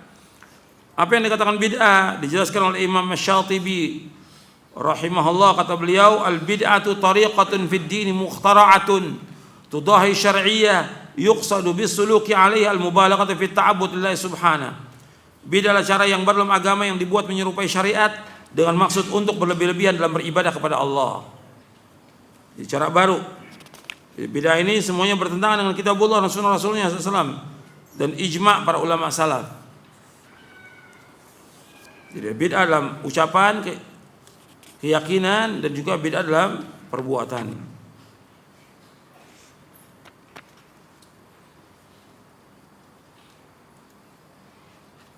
Jadi bid'ah ini harus dijauhkan. Karena yang menyuruh untuk menjauhkan demikian adalah Rasulullah SAW. Jadi Rasulullah sudah mengingatkan kepada umatnya, iyyakum wa muhdatsatil umur fa inna kulla muhdatsatin bid'ah wa kulla bid'atin dhalalah. Rasulullah SAW bersabda, jauhkan diri kalian dari setiap perkara-perkara yang berlalu agama, karena setiap yang baru adalah bid'ah dan setiap bid'ah sesat. Hadis ini sahih dari Imam Abu Dawud, Tirmidzi, Ahmad dan yang lainnya. Kita melihat di halaman 82. Nabi juga bersabda, man ahdatsa fi amrina hadza ma laysa minhu fa warad. Barang siapa mengadakan dalam urusan agama kami sesuatu yang bukan darinya, maka ia tertolak. Jadi para dai, para ustadz, jangan mengadakan bid'ah, enggak boleh. Kita harus menjauhkan perbuatan bid'ah, jangan menganggap ringan perbuatan bid'ah. Karena bid'ah besar. Awalnya kecil dan nanti ujungnya akan membawa manusia ke neraka. Sebab Nabi bersabda SAW, Nabi yang bersabda ini, bukan kata ustadz, bukan kata ulama. Nabi bersabda SAW, kullu bid'atin dhalalah wa kullu dhalatin finnar. Nabi SAW bersabda, setiap bid'ah itu sesat dan setiap kesesatan tempat neraka. Nabi yang mengatakan demikian. Jangan dihilangkan ini. Banyak orang berusaha untuk menghilangkan hadis ini. Jangan bicara soal bid'ah. Loh, berarti antum melarang Nabi bersabda seperti ini. Kenapa dilarang? Penjelasan orang setiap bid'ah itu sesat, setiap kesesatan tempat neraka. Nabi yang mengatakan demikian, kita wajib menyampaikan. Enggak boleh disembunyikan ini. Ini banyak para dai yang menyembunyikan hadis ini. Kalau khutbah atau ceramah jangan bicara soal bid'ah. Loh, antum menyembunyikan ini hadis Nabi SAW. Sekian banyak Nabi menyebutkannya tentang tidak bolehnya orang berbuat bid'ah. Karena orang kalau sudah berbuat bid'ah akan rusak agamanya, rusak akalnya, rusak hatinya, dan rusak masyarakat, dan rusak agamanya semuanya dengan bid'ah ini. Hadis ini sahih. Kullu bid'atin dhalalah wa kullu dhalalatin finnar, ini sahih riwayat Imam Nasa'i dari sahabat Jabir radhiyallahu anhu. Dan para sahabat juga memahami demikian. Para sahabat memahami demikian bahwa semua bid'ah sesat. Tidak ada dalam Islam bid'ah hasanah, tidak ada. Semua bid'ah sesat meskipun orang memandangnya baik. Sebagaimana Ibnu Umar radhiyallahu anhuma mengatakan kullu bid'atin dhalalah wa in ra'ahan nasu hasanatan. Setiap bid'ah sesat meskipun manusia memandangnya baik. Dan bid'ah ini lebih disenangi oleh iblis daripada apa? Maksiat. Kata Imam Sufyan Ats-Tsauri rahimahullah yang wafat tahun 161 Hijriah, kata beliau, al bid'atu ahabbu ila iblis minal ma'siyah wal ma'siyatu yutabu minha wal bid'atu la yutabu minha. Perbuatan bid'ah itu lebih dicintai oleh iblis daripada maksiat, dan pelaku kemaksiatan masih dimungkinkan untuk bertaubat dari maksiatnya, sedangkan pelaku bid'ah sulit untuk bertaubat dari bid'ahnya. Ini riwayat Imam Al-Lalika'i dalam Syarah Usul I'tiqad Ahlussunnah wal Jamaah. Kata Imam Abu Muhammad Al-Hasan bin Ali bin Khalaf Al-Barbahari rahimahullah dalam kitabnya Syarah Sunnah, beliau wafat tahun 329 Hijriah. Kata beliau begini, jauhilah setiap perkara bid'ah sekecil apapun juga, karena bid'ah yang kecil lambat laun akan menjadi besar. Demikian pula bid'ah yang terjadi pada umat ini berasal dari perkara yang kecil dan remeh yang mirip kebenaran, sehingga banyak orang tertipu, terpedaya dan terkecoh, lalu mengikat hati mereka sehingga susah untuk keluar dari jeratannya, dan akhirnya mendarah daging lalu diyakini sebagai agama tanpa disadari. Pelan-pelan mereka menyelisih jalan yang lurus dan keluar dari agama Islam. Ini dalam Syarah Sunnah Imam Al-Barbahari. Jadi seorang muslim yang berakal wajib menjauhkan semua perkara bid'ah, karena perkara bid'ah sangat berbahaya. Bid'ah merusak akal, merusak hati, merusak agama, dan menyebabkan perpecahan. Jadi ingat, amal kita harus betul-betul bersih dari perbuatan bid'ah, bersih dari perbuatan riya. Kita harus ikhlas dalam kita beramal dan ittiba, mengikuti contoh Nabi SAW, contoh Nabi Muhammad SAW. Kemudian dakwah di jalan Allah merupakan amal yang sangat mulia, ketaatan yang besar dan ibadah yang tinggi kedudukannya di sisi Allah Taala. Jadi seorang dai ini ketika dia berdakwah itu kedudukannya tinggi, pahalanya besar. Maka jangan sampai dia melakukan perbuatan-perbuatan bid'ah. Kalau dia mengajak manusia kepada bid'ah, maka dia akan dapat dosanya sampai hari kiamat. Kalau dia mengajak kepada bid'ah, mengajak kepada kesesatan, maka dia mendapatkan dosa sebanyak orang yang mengikutinya. Kalau disesatkan satu orang, ya satu. Kalau 10, kalau 1000, kalau jamaahnya 10.000, jamaahnya 10.000. Berarti 10.000 orang yang disesati, maka dia akan mendapatkan dosa sebanyak orang yang disesatkan oleh dia. Ya, maka itu hati-hati. Allah berfirman tentang keutamaan dakwah ini, wa man ahsanu qawlan mimman da'a ila Allah wa 'amila salihan wa qala innani minal muslimin. Siapakah yang lebih baik perkataannya daripada orang-orang menyeru kepada Allah dan mengerjakan kebaikan dan berkata, sungguh aku termasuk orang-orang muslim. Antum lihat di ayat ini, wa man ahsanu qawlan mimman da'a ila Allah. Jadi seorang dai harus mengajak manusia kemana? Ke jalan Allah. Bukan kepada kelompok, bukan kepada dirinya, bukan untuk mengagungkan orang itu, bukan. Dakwah ini mengajak manusia ke jalan Allah, ilallah. Dan ini tanbih al-ikhlas, peringatan manusia untuk berlaku ikhlas. Dakwah ini mengajak manusia ke jalan Allah. Kemudian wa amila salihan, dan dia melakukan amal-amal saleh. Jadi dia harus menjadi contoh, teladan untuk melakukan amal saleh. Kemudian sabda Rasulullah SAW kepada Ali bin Abi Thalib radhiyallahu anhu, fa wallahi la yahdiyallahu bika rajulan wahidan khairun laka min humurin na'am. Demi Allah, bila Allah memberi petunjuk hidayah lewat dirimu kepada satu orang saja, lebih baik atau lebih berharga bagimu daripada onta-onta yang merah. Dan juga Allah berfirman dalam surah Wal Asr, wal asr innal insana fi khusr illa alladziina aamanu wa 'amilus shalihat wa tawasaw bil haqq wa tawasaw bis sabr. Demi masa, sungguh manusia berada dalam kerugian kecuali orang-orang yang beriman dan mengerjakan amal soleh, serta saling menasihati untuk kebenaran dan saling menasihati untuk menetapi kesabaran.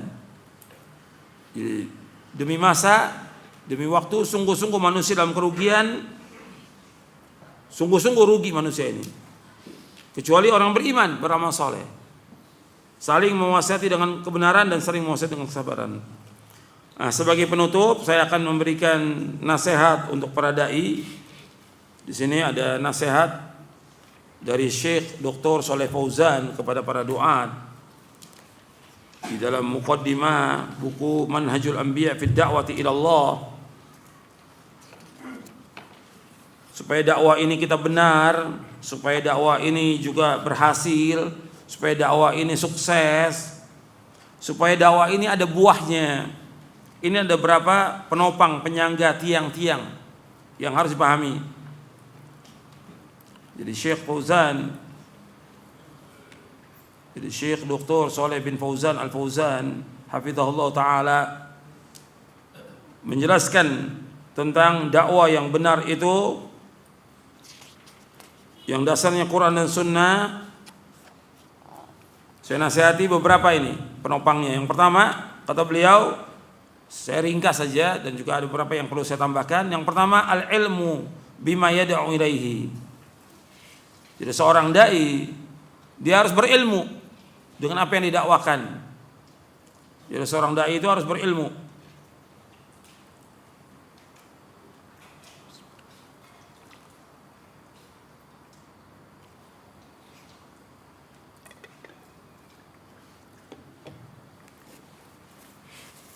Fal jahil la yaslu ay yakuna da'iyah. Seorang yang bodoh enggak berhak jadi dai. Maksudnya berilmu ini yang dimaksudnya ilmu syar'i. Dia menguasai Al-Qur'an dan As-Sunnah ala fahmi salaf. Bukan ilmu pengetahuan umum, bukan. Ilmu syar'i Quran dan Sunnah yang dikuasai. Fal jahil la yaslu ay yakuna da'iyah. Seorang yang bodoh enggak berhak jadi dai, enggak boleh. Sebab Allah berfirman di dalam surah Yusuf di ayat 108. Di surah Yusuf ayat 108 Allah berfirman, "Qul hadhi sabili ad'u ila Allahi ala basiratin ana wa man ittaba'ani wa subhanallahi wa ma ana minal musyrikin." Katakanlah, ini jalanku, ini caraku, aku mengajak manusia ke jalan Allah dengan dasar ilmu. Aku dan orang mengikuti aku. Dan Maha Suci Allah dan aku tidak termasuk orang yang berbuat syirik. Yang dimaksud dengan basirah yaitu ilmu. Maka seorang dai dia harus berilmu, harus belajar dan terus belajar, nggak boleh berhenti dia, harus terus belajar dan terus membaca. Paling nggak seorang dai minimal dia baca dalam sehari 4 jam, bukan banyak jadwal, bukan ceramah di sana kemari, bukan. Baca yang harus banyak dia, sibukkan dengan baca. Masih banyak kitab yang belum sempat kita baca, ribuan kitab yang belum sempat kita baca. Jadi harus dia berusaha untuk meningkatkan ilmunya dia sebagai seorang dai. Baca Al-Quran, baca Sunnah Nabi, banyak kitab-kitab yang belum kita baca, harus kita baca setiap hari. Ini yang pertama. Jadi al-ilmu bima yad'u ilaihi. Yang kedua, kata Syekh Dr. Shalih Fauzan Al-Fauzan hafizahullah, kata beliau, al-amal bima yad'u ilaihi. Dia harus mengamalkan. Di samping dia nuntut ilmu, dia belajar, dia membaca, setiap hari dia menyibukkan diri untuk membaca, kemudian mengamalkan. Itu amal-amal soleh. Sehingga dia menjadi qudwah hasanah, jadi contoh yang baik. Sebagaimana Allah menyebutkan tentang Nabi Syuaib. Nabi Syuaib alaihi salatu wassalam berkata kepada kaumnya dalam surah Hud ayat 88, "Wa ma uridu an ukhalifakum ila ma anhakum an in uridu illa al-islaha mastata'tu wa ma taufiqi illa billah alaihi tawakkaltu wa ilaihi unib." Aku tidak ingin untuk menyalahi kalian kepada apa yang aku larang kalian. Sesungguhnya aku inginkan islah, perbaikan semampu aku, dan tidak ada taufik kecuali dengan Allah. aku bertawakal kepadanya dan kepadanya aku taubat. Artinya Nabi Syuaib berusaha untuk mengamalkan amal-amal soleh dan menjauhkan apa yang dia larang. Jadi seorang dai dia wajib mengamalkan apa yang dia ajak manusia kepadanya. Makanya Allah menyebutkan dalam ayat yang tadi, di akhir tadi itu, wa man ahsanu qawlan mimman da'a ila Allah wa 'amila shalihan.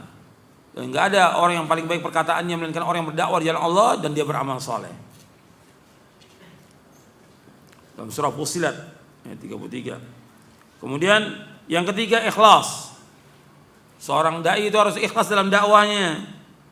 Bi an takuna ad-da'wa liwajhillah la yaqsidu biha riya'an wala sum'atan wala tarafu'an wala riasatan wala tam'an min matami'id dunya.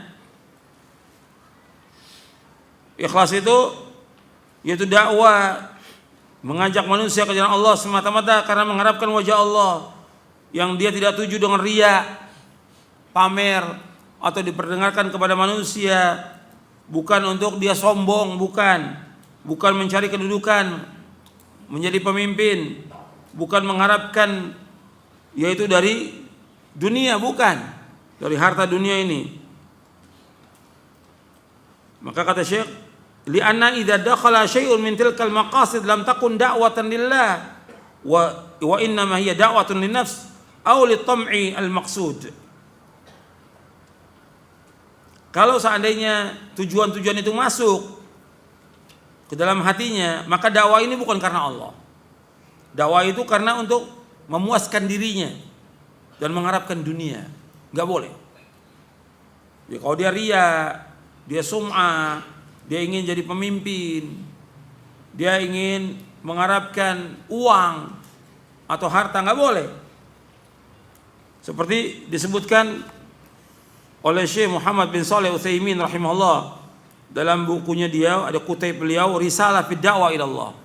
Bukunya kecil, kutaib dalam Risalah fi Da'wah ila Allah. Beliau menyebutkan seorang dai harus ikhlas dalam dakwanya. Kata beliau, fima yang bagi an yakuna alaihi da'i minas sifat wal af'al. Kata beliau, yang pertama al-ikhlas lillahi. Al-ikhlas. Fa ikhlasu da'i fi da'wati lillahi ta'ala amrun muhim bin nisbati li najahi fiha wa thawabi 'alaiha. Amma in qasada mura'atan nas bidzalik aw arada syai'an min ad-dunya malan aw jahan aw ri'asatan fa 'amalu habitun wa naf'u qalil. Kata Syekh Utsaimin rahimahullah, seorang dai harus ikhlas dalam dakwanya. Ini perkara yang sangat penting berkaitan dengan keberhasilan dalam dakwah dan juga ganjaran dalam dakwah. Adapun kalau dia berdakwah tujuannya untuk riya kepada manusia, atau dia mengharapkan sesuatu dari dunia, mengharapkan harta, mengharapkan uang, mengharapkan amplop atau kedudukan atau jabatan atau kepemimpinan, maka amalnya hapus. Kalau diharapkan itu, hapus amalnya. Kemudian dibawakan ayat dalam surah Hud ayat 15-16. Kemudian dibawakan juga hadis yang pertama kali manusia dipanaskan api neraka, itu amalnya soleh. Orang yang nuntut ilmu, baca Al-Quran, orang yang sedekah, orang yang jihad. Hadis sahih riwayat Muslim, dibawakan di sini oleh Syekh Utsaimin. Jadi perhatikan para anbiya wa rasul alaihi wasallam dalam dakwanya enggak mengharapkan uang, enggak mengharapkan upah dalam dakwanya, enggak mengharapkan amplop. Ingat, para anbiya harus mengatakan, "Qul la as'alukum alaihi ajra illa dzikral alamin." Aku enggak mengharapkan dari kalian upah kecuali mengingatkan kepada sekalian alam. Para anbiya wa rasul juga mengatakan, "Wa ma as'alukum alaihi min ajr in ajriya illa ala rabbil alamin." Kemudian di surah Asy-Syura Allah sebutkan, di surah Asy-Syu'ara di ayat 109, 127, 145, 164, 180, Nabi Nuh, Nabi Hud, Nabi Shalih, Nabi Lut, Nabi Syuaib semua mengatakan, "Wa ma as'alukum alaihi min ajr in ajra illa ala rabbil alamin." Aku enggak mengharapkan upah dari dakwaku ini. Sesungguhnya upahku Allah yang tanggung. Allah yang memberikan upah kepadaku.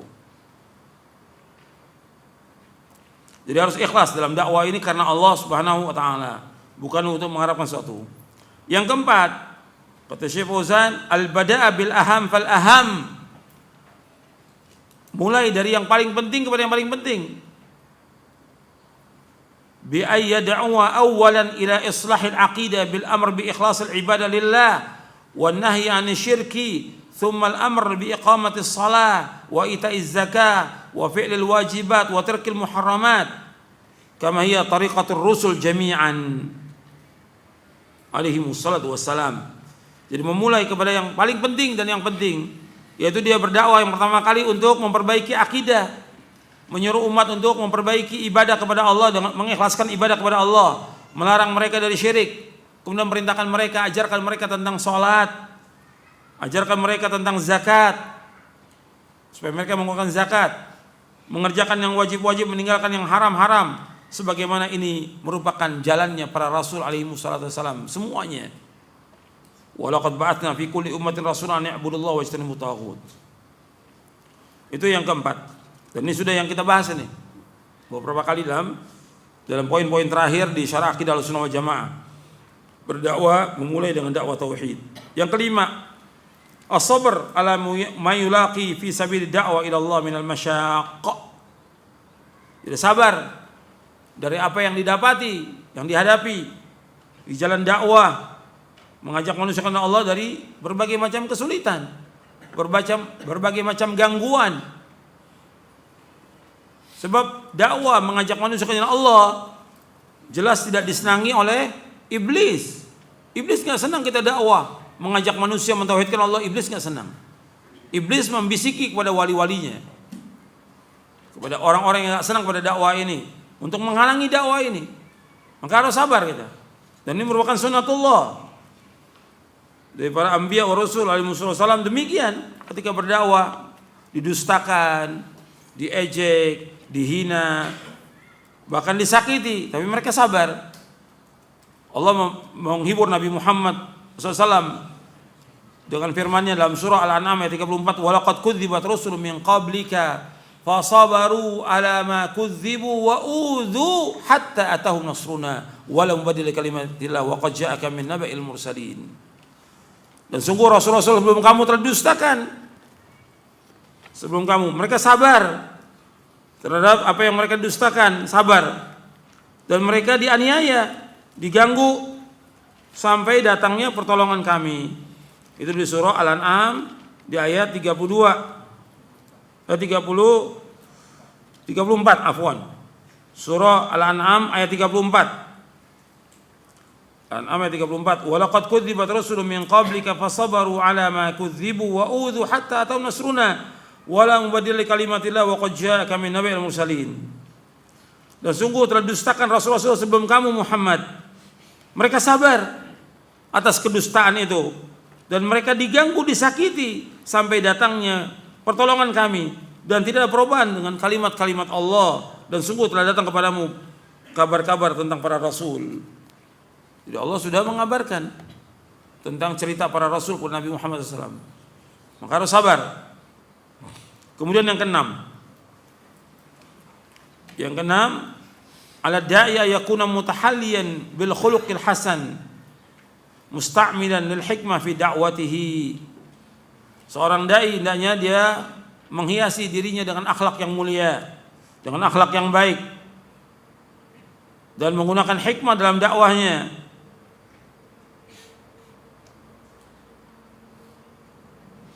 Jadi harus punya akhlak yang mulia. Seorang dai nggak boleh dia dusta, nggak boleh bohong, nggak boleh. Dia harus berlaku jujur. Dia seorang dai, dia harus ikhlas, nggak boleh dia riya. Dia harus takut kepada Allah SWT. Dia harus selalu mengharap kepada Allah SWT. Dia punya akhlak yang baik kepada orang tuanya. Dia menghormati yang lebih tua, menyayangi yang kecil, baik kepada istrinya, baik kepada tetangganya. Pokoknya akhlaknya baik dia. Nggak pernah menyalahi janji dia. Kalau janji dia penuhi janjinya. Kalau dai sering menyalahi janji, ini nggak benar. Ini sifat-sifat siapa? Kalau sudah dusta, kemudian menyalahi janji, tidak amanah, ini sifat apa? Sifat munafik. Seorang dai nggak boleh dia punya sifat seperti itu. Kalau ngomong dusta. Kata Nabi, ayatul munafik thalatha, idza haddatsa kadzaba wa idza wa'ada akhlafa wa idza tumina khan. Tanda munafik itu kalau dia ngomong mesti dusta, bohong dia. Dalam dakwanya bohong. Cerita-cerita membual, bohong semuanya. Enggak boleh. Wa idza wa'ada akhlafa, kalau janji menyalahi janji. Janji sama orang menyalahi janji. Kemudian yang ketiga, apabila diberikan amanah khianat. Dan dakwah ini amanah, enggak boleh dia khianat dalam dakwah ini. Istri dan anak amanah, dia harus mendidik dengan cara yang baik. Dia jaga dirinya dan istrinya, anaknya dari api neraka. Kemudian pekerjaan dia, tugas dia amanah yang wajib dijaga. Itu perhatikan itu. Itu enggak boleh khianat dia. Jadi akhlak ini jaga. Bab Nabi SAW, orang yang paling mulia akhlaknya, wa innaka la'ala khuluqin azim. Cuma engkau berada di asal akhlak yang mulia. Kemudian menggunakan hikmah dalam dakwah. Hikmah enggak selamanya itu lemah lembut, tidak. Perhatikan bahwa terkadang perlu keras, harus keras. Seperti Nabi memerangi orang-orang kafir, hikmah tidak? Hikmah dalam dakwahnya. Nabi keras kepada orang-orang yang melanggar. Ada yang Nabi lemah lembut, seperti orang Baduy yang datang ke masjid, kencing di masjid. Karena Baduy, awam. Tapi ada yang orang yang pakai cincin emas diambil oleh Nabi, dibuang dengan keras Nabi. Jadi lihat kondisi itu, hikmah itu, lihat pada saatnya mana kita keras, pada saat mana kita lemah lembut. Pada asalnya hikmah dalam dakwah yaitu ilmu sesuai dengan Quran dan Sunnah dan menempatkan sesuatu pada tempatnya. Itu hikmah. Jadi hikmah itu bukan dengan ra'yu dia, bukan pendapat dia, tapi sesuai dengan Quran dan Sunnah. Tidak hikmah kalau dia berdakwah bergabung dengan ahlul bidah, enggak hikmah dalam dakwah. Karena apa? Karena melanggar. Bergabung dengan ahlul bidah, enggak boleh. Ini bukan hikmah dalam dakwah. Ya, hikmah dalam dakwah sesuai dengan Quran dan Sunnah dan menempatkan sesuatu pada tempatnya. Jadi harus kita lihat hikmah. Dan hikmah dalam dakwah itu tegas dalam menyampaikan kebenaran kepada umat ini. Yang hak katakan hak, yang batil katakan batil, yang tauhid katakan tauhid, yang syirik katakan syirik, yang sunnah katakan sunnah, yang bidah katakan. Ini hikmah dalam dakwah. Ini hikmah dalam dakwah. Tegas dalam dakwah. Cuma setan mengabarkannya bahwa itu apa? Keras. Itu setan yang menyampaikan demikian. Kalau kita tegas dalam dakwah, setan membisikkan apa? Itu keras. Supaya apa? Supaya orang lari dari dakwah yang hak ini. Itu setan yang membisikkan demikian. Kemudian selanjutnya, yang ketujuh, ala da'i yakuna qawiyal amal. Hendaknya seorang dai itu kuat amalnya, kuat harapannya. Enggak boleh putus asa dalam dakwah, enggak boleh. Dia harus kuat harapannya. Tetap dia berdakwah. Adapun masalah hasilnya orang terima dakwah dia atau tidak, itu bukan urusan dia. Urusan siapa? Allah yang memberikan hidayah taufik kepada manusia, Allah. Kita hanya menyampaikan kepada manusia dengan dalil dari Quran dan Sunnah. Adapun orang itu mau terima dapat hidayah, itu urusannya siapa? Allah SWT. Jangankan kita, atau Nabi Muhammad SAW ketika mendakwakan kepada pamannya Abu Thalib, terima nggak pamannya? Tidak, mati dalam keadaan kafir. Allah turunkan ayat dalam surah Al-Qasas ayat 56, innaka la tahdi man ahbabta walakinallahu yahdi man yasha. Engkau enggak bisa memberikan petunjuk kepada orang yang engkau cintai, tapi Allah memberikan petunjuk kepada siapa yang Allah kehendaki. Tapi kita tetap punya harapan yang besar dalam dakwah ini. Enggak boleh putus asa dan enggak boleh takut-takuti bahwa dakwah ini pasti akan menang, pasti akan sukses, pasti akan jaya dakwah ini. Enggak boleh mengatakan, wah dakwah ini dikepung, nanti akan ditangkap, nanti akan dikejar oleh orang Syiah. Enggak boleh menakuti seorang mukmin, enggak boleh. Ini orang enggak paham tentang dakwah ini. Enggak boleh, sama sekali enggak boleh nakuti. Ketika menyampaikan kepada manusia enggak boleh menakut-nakuti orang.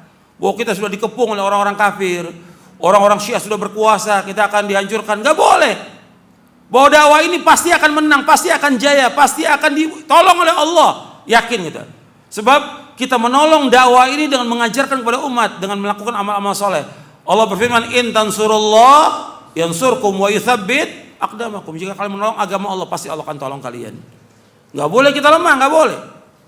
Enggak boleh kita putus asa, enggak boleh. Kita harus kuat dalam dakwah ini. Dakwah ini enggak akan berhenti selama ada langit dan bumi. Meskipun dilarang kita dalam dakwah, tetap dakwah ini harus jalan. Enggak punya tempat, enggak punya masjid, tetap dakwah harus jalan selama ada langit dan bumi. Enggak boleh kita lemah, enggak boleh putus asa dalam dakwah. Ini yang Nabi ajarkan kepada umatnya demikian. Untuk melihat Nabi Muhammad SAW, yang Nabi ajarkan kepada mereka, mengingatkan mereka tentang sorga, bukan tentang dunia, bukan tentang jabatan, kedudukan, harta, bukan. Nabi di saat dakwah dalam kondisi yang sangat sempit, diintimidasi, diboikot, Nabi mengatakan kepada orang-orang yang datang masuk Islam dari Madinah, itu orang-orang Ansar, pada Baiat Aqabah yang pertama, pada Baiat Aqabah yang kedua, setelah Nabi ingatkan mereka untuk bertauhid kepada Allah segala macam, dan kalian harus menolong aku kalau aku hijrah ke Madinah. Apa kata Nabi? Allah akan jamin kalian dengan sorga. Antum perhatikan, jamin dalam kondisi sempit ini tetap aja punya harapan. Dakwah ini tetap akan menang. Tapi Nabi memberikan harapan kepada mereka juga tentang apa? Bahwa mereka akan mendapatkan apa? Sorga, bukan dunia. Bukan Nabi mengatakan kalau kalian nanti tolong aku kasih jabatan kamu sebagai menteri. Bukan. Sorga dalam dakwah ini, bukan yang lain. Jadi harus kita ingat, para dai harus ingat bahwa tujuan hidup kita yaitu Allah menciptakan kita untuk ibadah, dan dakwah termasuk ibadah. Kita harus lakukan ikhlas karena Allah, dan tujuan kita dengan dakwah ini mendapatkan ganjaran pahala agar manusia selamat dari berbagai macam kesyirikan, kegelapan, kebodohan dan yang lainnya, agar umat kembali ke jalan yang benar. Ini dai, tugas dai bagaimana mengajak umat supaya umat ini selamat dari berbagai macam bentuk kesyirikan, bentuk bid'ah, bentuk segala macam fanatik golongan yang sempit. Kita harus membebaskan umat ini agar manusia beribadah hanya kepada Allah, menjadi hamba Allah saja, tidak menjadi hamba manusia. Mudah-mudahan yang saya sampaikan bermanfaat untuk saya dan untuk sekalian. Dan ini saya agak lama terakhir karena ini poin terakhir, dan ini supaya betul-betul paham tentang dakwah kita. Dan saya harapkan kepada antum semuanya, kepada yang hadir di majelis ini di Masjid Nurut Tauhid, dan kepada semua pemirsa TV Roja dan pendengar radio Roja, dan semuanya para dai, coba baca kembali buku Syarh Akidah ini, baca lagi. Kemudian baca buku-buku lagi yang bermanfaat, yang berkaitan dengan dakwah, agar kita paham tentang dakwah, kita paham tentang agama yang hak ini, sehingga kita tidak taklid, tidak ikut-ikutan, dan tidak disesatkan oleh manusia. Kita berjalan di atas basirah, di atas ilmu dan keyakinan, dan di atas manhaj yang benar sampai kita diwafatkan oleh Allah SWT. Mudah-mudahan apa yang saya sampaikan bermanfaat. Kurang lebihnya saya mohon maaf. Wassalamualaikum Muhammadin sallallahu alaihi wa ala alihi wasallam.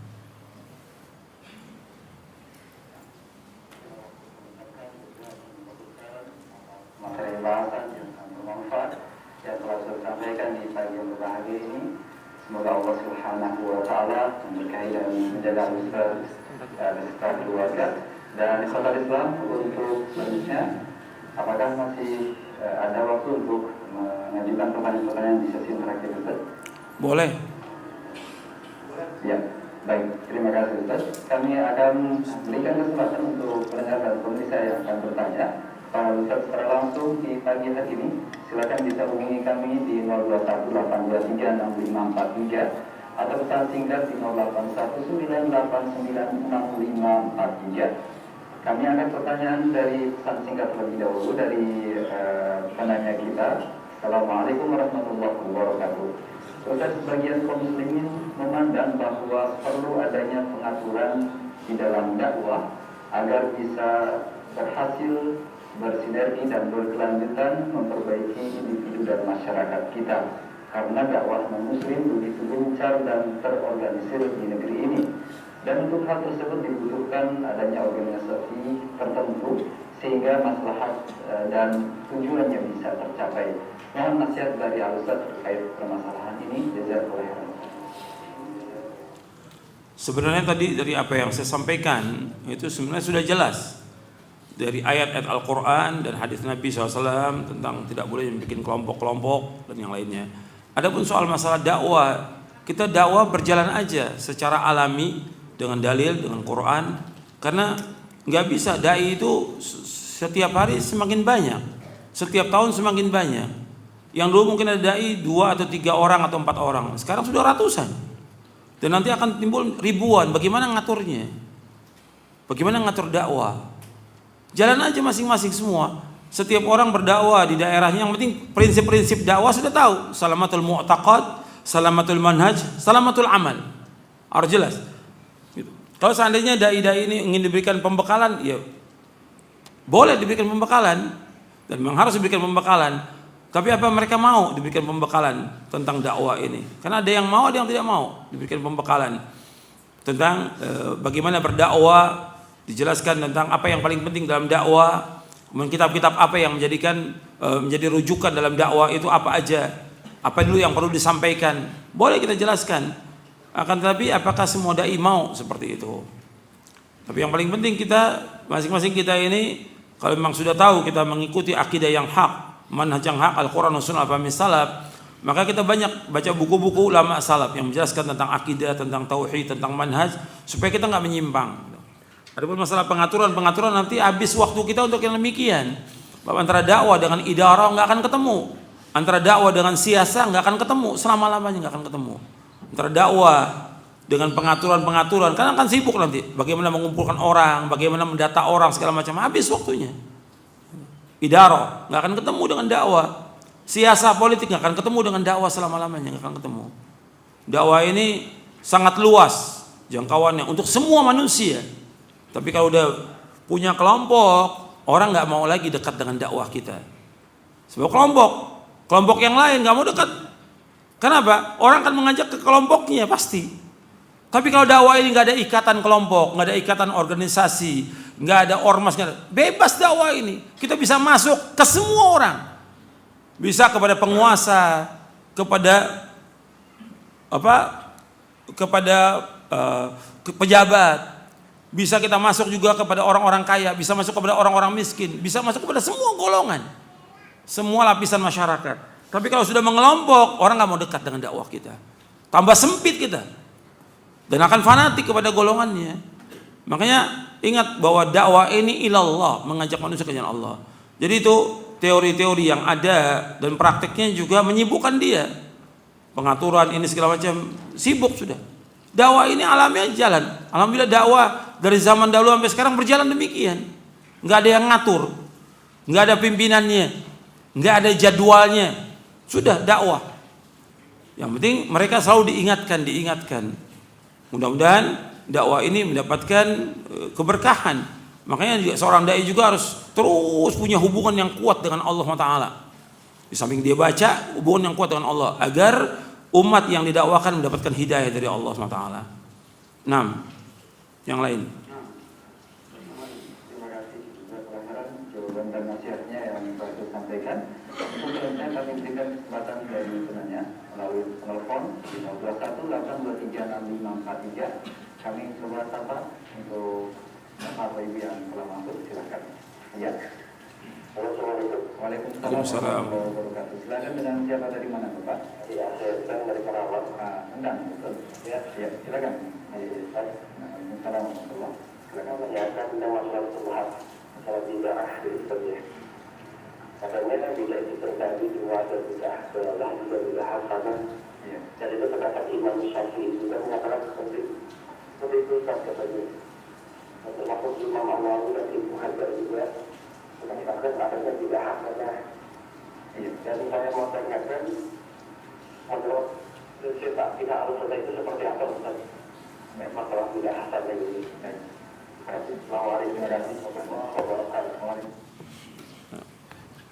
Tadi sudah saya jelaskan tentang masalah bid'ah, bahwa dalam agama ini bid'ah itu semuanya sesat. Nggak ada dalam Islam bid'ah hasanah, tidak ada. Jadi dalam Islam itu tidak ada bid'ah hasanah. Ini harus kita pegang dulu ini. Kaidah seperti ini harus kita pegang. Dasarnya hadis Nabi. Nabi bersabda SAW, kullu bid'atin dhalalah wa kullu dhalalatin finnar. Setiap bid'ah itu sesat, setiap kesesatan tempat neraka. Yang kita pegang dalil dulu. Nah, kadang-kadang kita dalam masalah manhaj ini, makanya tadi saya sebutkan manhaj salamatul mu'taqad, salamatul manhaj. Manhaj kita dalam kita mengambil dalil dan menggunakan dalil, yang kita pegang dulu yaitu sabda Nabi SAW dan perbuatan Nabi. Adapun perkataan ulama, pendapat ulama, sekarang kita lihat pendapat ulama ketika bertentangan dengan hadis Nabi, kita terima, kita tolak. Kan para imam juga mengatakan, Imam Hanafi, Maliki, Syafi'i, Hambali, rahimahullah dan yang lainnya, apabila pendapatku bertentangan dengan hadis Nabi, kamu buang pendapatku. Apabila pendapatku menyalahi sunnah Nabi, kamu buang pendapatku. Semuanya mengatakan demikian. Yang kita ikut dalil. Kalau kita pakai pendapat, ya akan terus sesat nanti kita. Kan imam ini, hatta 1000 imam kalau menyalahi sunnah Nabi, buang atau tidak? Buang pendapat imam. Yang kita ikut sunnah Nabi SAW. Nabi yang mengatakan semua bid'ah sesat. Bahkan sahabat memahami demikian. Nabi berkata dalam bahasa Arab yang fasih. Dan sahabat paham bahasa Nabi SAW. Makanya Ibnu Umar mengatakan kullu bid'atin dhalalah wa in ra'ahan nasu hasanatan. Setiap bid'ah itu, semua bid'ah itu sesat. Meskipun manusia memandang baik, memandang hasanah, tetap aja bid'ah sesat. Jadi itu yang harus kita pegang dalam kita beragama ini, dalil. Itu ingat itu. Omongan imam, omongan ustadz bukan dalil. Orang banyak bukan dalil. Adat istiadat bukan dalil. Kebiasaan manusia bukan dalil. Dalilnya Quran dan sunnah ala fahmi salaf. Itu penting itu dalam kita beragama. Nah, yang lain. Satu lagi. Jawaban dan nasihatnya. Satu pertanyaan dari pendengar kita, pemirsa kita, hamba Allah di Bon, Sulawesi Selatan. Assalamualaikum warahmatullahi wabarakatuh. Ustaz, mohon nasihat dan solusinya. Di tempat kami hampir semua dai adalah para pelaku bid'ah dan saya pun belum mencukupi ilmu untuk menyampaikan kebenaran kepada mereka. Bagaimanakah sikap yang terbaik bagi kami, Ustaz? Terima kasih atas nasihatnya. Iya, tadi pertanyaannya bahwa di Sulawesi itu hampir semua. Berarti tidak semua. Berarti masih ada dai-dai yang mengajak kepada sunnah. Antum belajar kepada dai-dai yang mengajak kepada sunnah. Yang penting antum lihat dia syaratnya salamatul mu'taqad, salamatul manhaj, dan salamatul amal, sesuai dengan apa yang tadi disampaikan. Kemudian yang kedua, antum juga harus berusaha untuk terus belajar membaca kitab-kitab para ulama. Kalau antum bisa bahasa Arab, baca kitab-kitab para ulama salaf. Kalau belum bisa bahasa Arab, belajar bahasa Arab, kemudian baca buku-buku akidah, seperti buku syarah akidah dan buku-buku yang lain, kitab tauhid, syarah kitab tauhid dan yang lainnya. Kemudian yang ketiga, antum juga bisa mendakwakan kepada mereka yang bid'ah ini, artinya dai-dai yang mengajak kepada bid'ah. Antum bisa memberikan buku kepada mereka, kasih hadiah buku. Nah, di kita kadang-kadang kurang. Kadang-kadang kita membeli buku untuk kita aja kita baca cukup. Jangan. Maksudnya kita lihat guru-guru kita yang pernah mengajarkan kita kepada bid'ah dulu, yang kita juga belum tahu, mereka juga belum tahu. Sekarang masih mereka berbuat bid'ah. Kita berikan hadiah kepada dia, buku-buku, supaya mereka kembali ke jalan yang benar. Mudah-mudahan dari apa yang mereka baca, mereka sadar dan kembali. Kan banyak para dai itu yang menyimpang. Kita berikan hadiah buku. Ratusan dai. Mungkin sekarang ini sudah ribuan di Indonesia ini dai. Nah, coba kita yang di kampung kita kasih buku-buku yang bermanfaat supaya mereka sadar dan kembali ke jalan yang benar. Itu merupakan dakwah. Di samping juga yang keempat, doa. Kita berdoa kepada Allah agar mereka diberikan hidayah oleh Allah Taala. Dan yang perlu antum ingat bagi penanya dan juga bagi semua yang hadir dan juga semua pendengar Radio Roja dan pemirsa TV Roja, yang paling penting lagi dalam kita berdakwah, dalam kita mengajak diri kita, istri kita, anak kita, keluarga kita, paling penting itu. Seorang dai ketika dia akan berdakwah, keluarganya dulu. Sebab Allah berfirman, ya ayyuhalladzina amanu qu anfusakum wa ahlikum nara. Wahai orang beriman, jaga diri kamu dan keluarga kamu dari api neraka. Itu dulu yang paling penting. Jangan kita sibuk dengan orang lain, tapi kita lupakan diri kita, istri kita, anak kita. Dan saya ingatkan juga kepada pengurus-pengurus majelis taklim. Kadang-kadang mereka sibuk dengan majelis taklim, mengajak orang ngaji, tapi suaminya nggak pernah diajak ngaji, istrinya nggak pernah diajak ngaji, anaknya nggak ngaji. Pengurus majelis taklim banyak yang anaknya nggak ngaji. Harus diajak supaya mereka tahu tentang Islam, mereka tahu tentang sunnah. Kalau kita ingin masuk surga, mereka juga ingin masuk surga. Bahkan diajak juga semuanya, pembantu-pembantu kita, supir dan yang lain harus diajak untuk ngaji supaya mereka paham tentang agama ini. Itu saja yang perlu saya sampaikan. Mudah-mudahan kajian yang terakhir ini bermanfaat untuk saya dan untuk antum sekalian, dan mudah-mudahan kita diberikan oleh Allah hidayah taufik dan istiqamah di atas Islam dan sunnah ala fahmi salaf sampai kita diwafatkan oleh Allah Ta'ala. Dan insyaallah kajian selanjutnya nanti kita akan membahas syarah kitab tauhid, dan antum juga jangan lupa untuk membawa buku itu, dan juga kepada semua yang mendengar kajian ini mengulang kembali syarah akidah Ahlussunnah wal Jamaah, mengulang kembali agar betul-betul kita paham tentang isi kitab itu dan dapat kita amalkan. Kurang lebihnya saya mohon maaf. Wassalamualaikum Muhammadin SAW. Subhanakallahumma bihamdik. Asyhadu an la ilaha illa anta astaghfiruka wa atubu ilaik. Assalamualaikum warahmatullahi wabarakatuh.